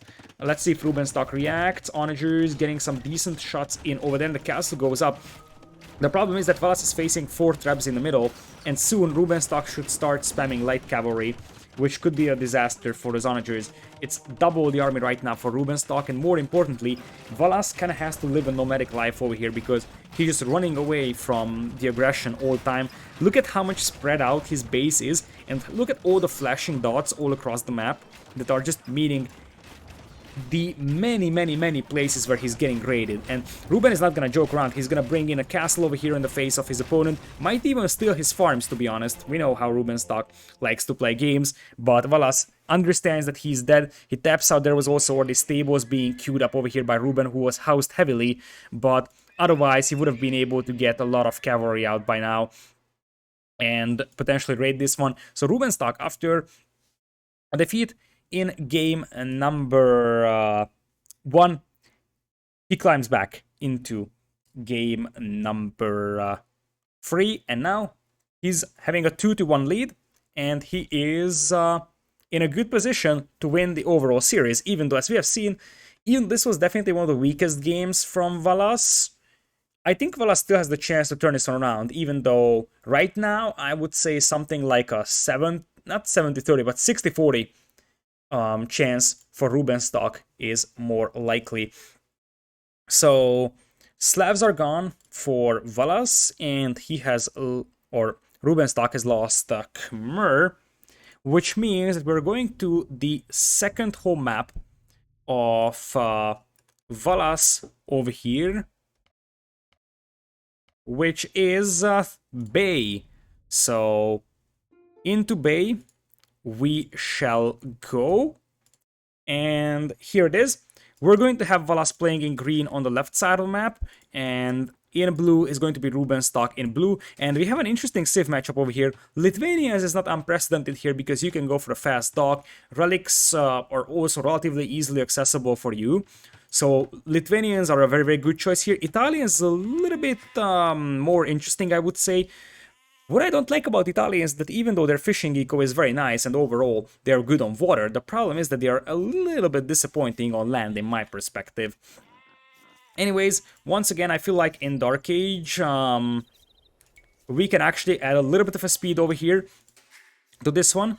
So we get through the less interesting parts of this series. What we have to pay attention for is Voyager snipe potential, and Valas is already sending a Voyager forward. But yes, with the scout escorting the Voyager from Rubenstock, that is not going to be a Voyager killed. This is the fast dock from Lithuanians, so because you start with extra food, you don't need that many Voyagers on food. That means you can actually send them to wood, and that means you can actually get a faster dock up. That's basically the story behind here. Nicely played from both players that the scout is escorting the Voyager to the dock overall, and we will have the fishing ships coming out really fast. Obviously, the cheaper age up of Italians helps you quite a bit as well, you know, to compensate for the fact that, for example, Lithuanians will be able to go up a little bit faster because of the extra food. And now we're getting to a stage where it's actually worth slowing down. And eventually it is Rubenstock losing his scout over here. That is extremely important because this scout could be very annoying for Rubenstock. This scout could just be, you know, scouting around for Valas, getting information, but it could also be used to potentially intercept monks in the future. Double docks are up, and Rubenstock is going to have a nice little advantage going into Castle Age. Not something huge, though. That was just a capture age bug that we have seen loom at 0-0 until he was going up feudal. So, 4 fishing ships for Rubenstock right now, only 3 for Valas. This is all the food income that Valas is having, by the way. He's very, very heavy on gold, 6 on gold only, as opposed to only 4 from Rubenstock. Double dog fire galley play from both players right now. Interesting woodline, this is for Valas, and there is quite a lot of Voyager bumping over here. This Voyager being stuck is definitely something that hurts the economy of Valas, so that's not ideal. And here come the first fires from Rubenstock, just a couple of seconds earlier than the fires from Valas, but Ruben is already burning down 1 fishing ship over here pretty fast over here. So the fact that the scouts traded HP also means that the Voyager will most likely have a safe time repairing ships, so we're probably going to see ship repairs from both players. And it seems like Valas is trying to wall himself off. Now, I disagree with this decision for a couple of reasons. Number one is because even if you wall yourself over here, this is going to be open, so it's not like you can completely wall yourself. And more importantly, your opponent isn't really going to push you on land until he starts losing water, I would say. Like, definitely not after the first 2 fire galleys. Unless it's a sneaky play, which could still be the case. But if it's a sneaky play and you're afraid of it, you have to question if it's good enough to leave this hole open over there. Anyways, 1 fishing or fire ship goes down here for Valas, and the KD right now is just at 1-1. Rubenstock brings in the demo and then sends it back home. He right now has the numbers advantage over here on water, but he also has the extra fishing ships, so in such a scenario, we had a little bit of a lag spike over here, not sure what happened, but we had some demo trades at the end of the day. So the thing is that even if Rubenstock doesn't play aggressive, he's gonna have the eco advantage from fishing over here. Even more so the fact that he's taking, I think he's doing a much better job at just preserving his ship numbers. So Ruben has, I think, lost 1 ship or so. He lost his scout and he lost 1 more unit, so he lost 1 ship overall, whereas his opponent is now at 5 units lost. And the thing is that there's going to be new fire guys and demos coming in here, but Valas has already lost water over here. Even if he's able to get back in here with some fire guys and demos, the thing is that his fishing eco is probably going to be history very soon, and now he's walling himself up.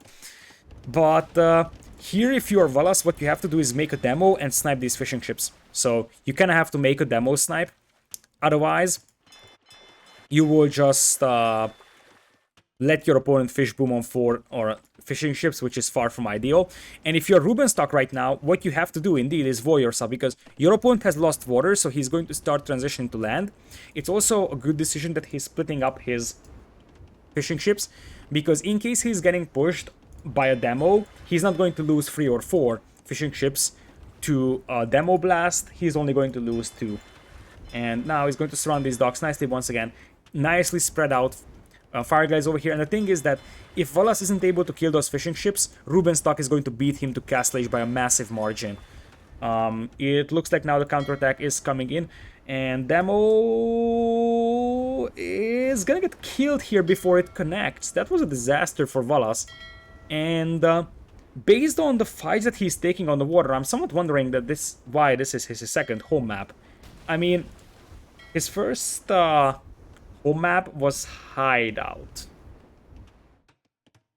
The second one was this map, and on Hideout, like on land map, so far he has seemed okay, and I wasn't seeing Rubenstock dominating him by any means. But on this map so far, I feel like Ruben is pretty much stomping him. Valas tries to buy himself up here, but as I said, if Ruben does the same thing, Ruben is gonna be up to Castle Age at the same time, if not earlier. And at the end of the day, in Castle Age, Rubenstock is still going to have this extra eco here, so 5 eco advantage. Valas also had a lot of TC idle time, something that we didn't talk about. 1 minute 4 seconds as opposed to 11 seconds means 2 Voyagers down for Valas. And if you add the 4 fishing ships over here, that means that Rubenstock is going to have a nice and comfy 6 Voyagers lead. Plus, Rubenstock's farms also have Horse Color, which is a nice added benefit as well. Whereas Valas had to go for a couple of farms, in fact quite a lot of them, that did not have Horse Color. Look at Ruben. Look at Rubenstock. He's actually outpost rushing his opponent over here. So the thing is that one of the reasons why this map is tricky is because this base is actually fairly well defendable. However, it's also very hard to break out of this base once you get cornered in here, and if Valas gets trapped in this corner, there is no escape. And technically it's not like he's gonna be fully walled. Now he walls himself up, realizing that yeah, that dog is gonna go down anyways. So Brax coming in just now. Look at Ruben. Look at Rubenstock sneaking a tower up on his opponent. Rubenstock scouting is actually pretty good if you take a look at this. So he knows about this wood line, he knows about this wood line, he knows about this one. And he also knows that that's the only back wood line that Valas has. And that means that that is slowly running out. So if you get a tower up over here, you can potentially deny quite a lot of accessible wood from him. That being said, the castle is going to be much better for Valas. The problem is that Valas has absolutely no production buildings whatsoever. So yeah, he's up in Castle Age, congrats, but you don't even have a range, you don't even have anything. So yeah, you're up to Castle Age and you're grabbing the eco upgrades over here. But at the end of the day, Rubenstock's later Castle Age over here, or aha, this is the plan. It's a forward stable. It's a forward stable from Valas. Rubenstock is gonna be walled though in most places. And it looks like Rubenstock wants to play with the crossbows or maybe CA. It's gonna be crossbows from Rubenstock. And we'll see if Ruben actually spots that stable. And he saw the Voyager for a brief moment. I think he realized. Yeah, he sees the Voyager. I think Ruben also knows, based on the scouting that he has had, that it is way too suspicious that his opponent isn't doing any military buildings. Like, if Valas was up to Castle Age by now, Ruben should be seeing units moving out from Valas's base towards his own, because that's the power spike you're trying to use. The fact that Valas is not moving any units from within his base towards Rubenstock's base means that there's absolutely no unit production back at home, and that can only mean that there has to be a forward building. And that's probably the reason why Rubenstock was able to figure out that there is probably a forward building being dropped in his face. Now those are going to be Italian knights, but at this point I feel like, especially with the stronger eco that Rubenstock has, he could just make his own knights and be completely fine with that as well. Archers normally would just lose very easily to the knights over here, but at the end of the day, fire galleys will be extremely helpful at just dealing with those knights. You can just bait them into the fire galley fire. And look at the wood income, by the way, for Valas. He's got no safe wood here at the back. This one was denied, so I had to replace his lumber camp over here. Now tries a TC over here. Rubenstock, why do we have lags? Hello, game, something. Okay, now it's back. So that siege workshop is actually up, but I think that this TC may not go denied. Although the crossbows could be heading that way, and if this TC is denied, this is game over, regardless of what happens here, because this is not a huge push. This is actually an enormous push, and Rubenstock sees that. TC at 68%, and Rubenstock decides to just commit into the base of his opponent. This is an interesting decision. He could have potentially stopped that TC. Instead, what he decides upon is that it's better to have his crossbows within the opponent's base and just keep denying the wood line that way, as that is going to force defensive siege workshop from his opponent, who is very low on wood, so it's not like that siege workshop is able to accomplish much. There is actually a hole over here where Valas could run inside. And there's a couple of spearmen here to defend. Town center is gonna go up though, and that's not going to mean a lot for Valas. So even if he's inside here, he's got +1 defense with no bloodlines. He may kill 2 or 3 vills, but I feel like it's a much more considerable damage done to his eco that his woodlands are looking like the way they're looking. So the crossbows here, potentially pushing the food eco. Valas basically has no eco working for him, whereas Rubenstock still has a fishing eco, even though that's idle. But he's got working operational eco, more or less. There's a bit of a raiding inside his base, but it's nothing comparable to what we're seeing on Valas' side. There's a Scorpion out here, but if these crossbows just jump on this wood line, I feel like Valas is just going to die. It's actually interesting that Rubenstock is not really committing more to the pushing this wood line. He brings in a knight, but that 13 HP knight may still be sufficient to deal with the Scorpion, though. Rubenstock's base is now relatively safe, and Ruben is not actually making a mangonel to push this one. Still, at this point, it's 48 vultures compared to 45. More importantly, the idle time is insane for Valas, even though it's also a lot of idle time for Rubenstock. Look at this. Idles here, so it's not like Ruben's eco is that much better, actually. Maybe I have spoken too soon. Ruben is in an excellent position here, and he should have no trouble winning this game. But that being said, he, I think, isn't doing enough damage with these crossbows. Or at least not doing as much as it could possibly be done, based on the circumstances that this is the only woodland that Valas can access, so you can just dive in here with the crossbows and kill quite a lot of vills. Valas is heavy on stone, so he probably wants a defensive castle for himself, and Genoese crossbows could be a tricky unit to fight against for Rubenstock early on here, because the thing is that Genoese crossbows will trade decently against the crossbows, even though it's not an ideal trade, as, oh, that's so good. That 3 HP knight killed the ram, or killed the scorpion just before he died. And, so yeah, Genoese crossbows would trade rather decently against the crossbows. They melt knights, and they would actually solidify the front of your base. And in the meanwhile, we also have quite a lot of knights coming in here from Valas, but Valas overall killed 14 vultures, and that's the difference, I believe. That even though Ruben's eco is very, very messy, there is much more problems, or much more significant problems inside the base of Valas. Like, Valas' eco is just non-existent. He's got one on wood. As I said, I think he's really trying to get a castle up over here for himself. But I see Rubenstock having a much bigger chance of stabilizing, especially considering that it seems like these monks are out of faith, and that means that one of the monks will be picked off, so will the other one be, and the scorpions also go down, whereas these crossbows are still rampaging the eco of Valas, and with the new knights being brought in by Rubenstock, he's gonna be able to snipe that scorpion before that's able to kill the crossbows, and these crossbows are doing so much damage. Over here, the siege workshop did go down, and honestly, as I said, if Rubenstock just camps here, he would be able to deny the entire wood line and half of the farming eco.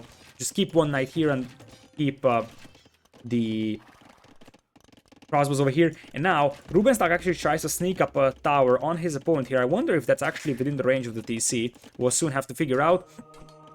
Monk trying to get a conversion on the knight. It actually does get it. So that was a nice one over there from Valas. But the scorpions are slowly going down. As I said, even though there is quite a lot of vultures being killed here by this single knight, the overall vulture KD is still in the favor of Rubenstock. It's 14-9, it's a 7 vultures lead, and it's 23 army over 1.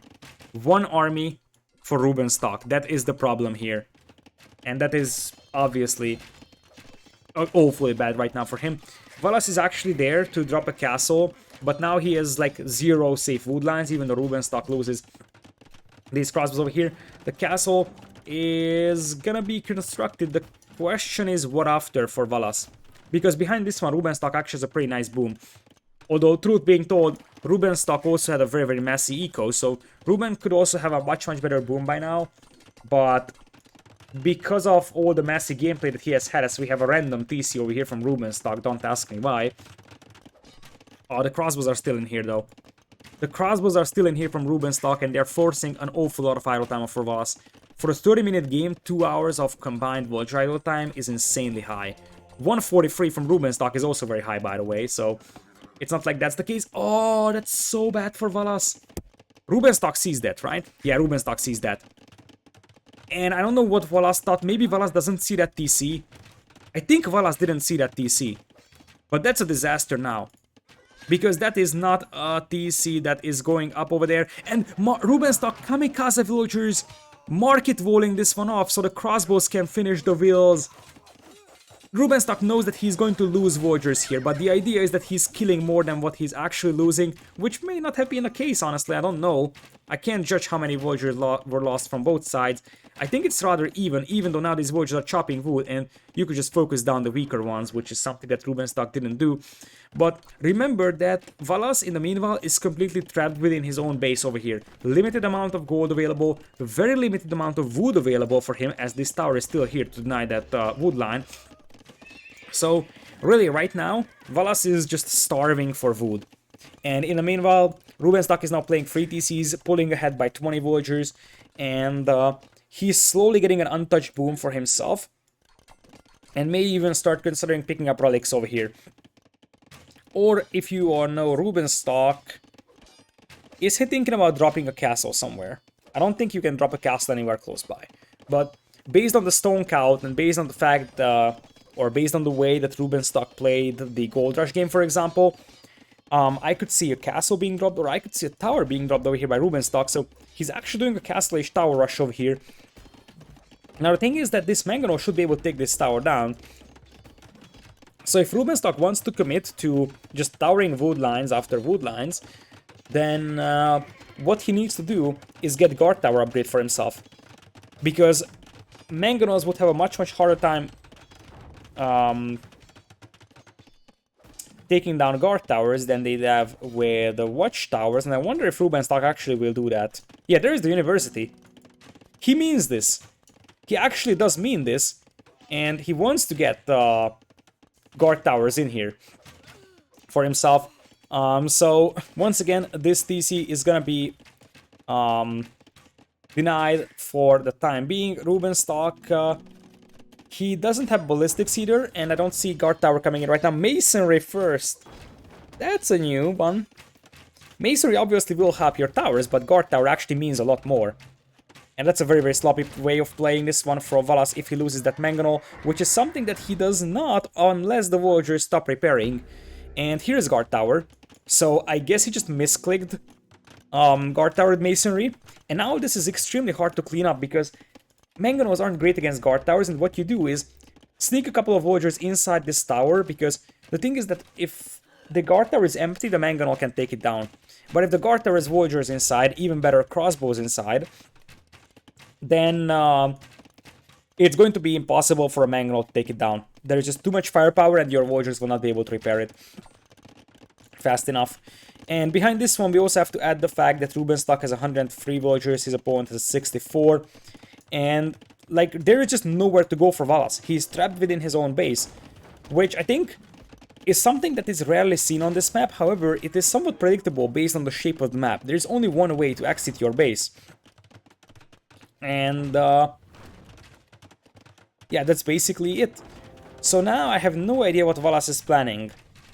Like, he needs to somehow get wood for himself. Maybe a castle here is something that he could try, but it's awfully hard. He will actually brute force a TC here, but that's gonna cost a lot of villager lives for him. 1 goes down, 2 goes down, and look at Rubenstock. He's already dropping towers here as well, knowing that even if Valas gets this one, he just wants to make sure that Valas gets as little wood as possible. And keep in mind that Rubenstock could actually push this wood line, something that he completely ignored for quite a while. Also, if Rubenstock balances out his eco, he can go into Imperial. So Rubenstock could make a castle here and trap this one down, and this is an awfully tough situation for Valas to be in, especially in a decider game. Once again, getting his wood line raided, and these generous crossbows are not in a position to take the fight against the crossbows. So many of those villagers could bite the dust over here. Awful lot of idle time will be coming in. Both players have insane idle times, by the way. Look at this. 2:46 and 3:16 for a game that was 40 minutes long is ridiculous. So Valas is gonna have a bit of a stone or a bit of a wood for himself still over here. However, at the end of the day, Rubenstock will be going into Imperial, and Rubenstock will be... I think he might be missing a building. Yeah, he's missing a building, so he's making a monastery right now. Because he lost the siege workshop, and you need to get the 2 buildings in the moment when you want to click up. So it doesn't matter that you had a siege workshop if it was destroyed before you click up. So he needs to make a monastery over here. Does it matter? Absolutely not, because it's double the villagers right now. and Rubenstock is gonna go into Imperial, make a castle here, trap this down, and it's game over. In fact, it might be game over even without Imperial, to be honest, because we're talking about 115 Voyagers versus 61. Look at this. Valas is trying to get some sort of resource for himself, but it is just so good resource denial from Rubenstock. He's everywhere. He's really everywhere. Just hitting multiple wood lines, multiple gold mines, and the idle time is crazy. And imagine if Rubenstock actually had a more efficient eco himself. Because I think Rubenstock could have been dominating in this game even more had he not had 3 hours of vulture idle time himself, which is, as I said, an awful lot by itself. Now Rubenstock is going to start switching into knights.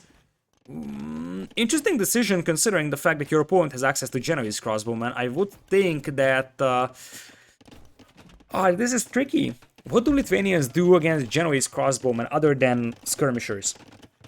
Like, they have to go for skirms because cav archers will die to Genoese crossbows, cavalry will die to the Genoese crossbows, so it has to be cavalier skirm or something like that, or potentially onager cavalier or something comparable. Anyways, Ruben is getting a castle up right now, and he is already getting knights out on the field, so the fact that his opponent only has 2 Genoese crossbows will mean that he will still be able to overrun his opponent, but normally, if his opponent was a little stronger, the cavalier play would be pretty bad against the Gembos.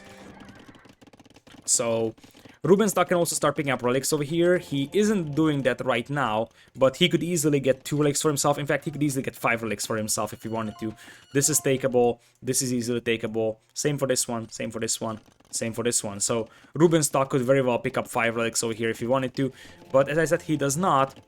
And Valas tapping out after Rubenstock reaches Imperial. So sort of a comeback over here from Rubenstock. Loses game number 1. And after that, 3 in a row and defeats Valas. This was one of the more competitive series in these qualifiers. So hopefully you have enjoyed. And hopefully you will stick around for a couple more qualifiers that I'll be casting. As I said, I aim to cast all the qualifiers of Hidden Cup 4, including round of 64, which is 32 series. It's an awful lot of work. But I think we're already something at like 20, 21-ish. So we're getting there. And obviously, this week, so the week where you're going to see this video published, we'll have the round of 32s, and needless to say, I will be covering all of those as well. Those that I can catch live, I will be covering those live on Twitch, and those that I won't be able to catch live, I will be taking a look at recorded games, and all of them will be exported to YouTube in entire series format. So thank you, everybody, for joining in, and I am going to see you next time.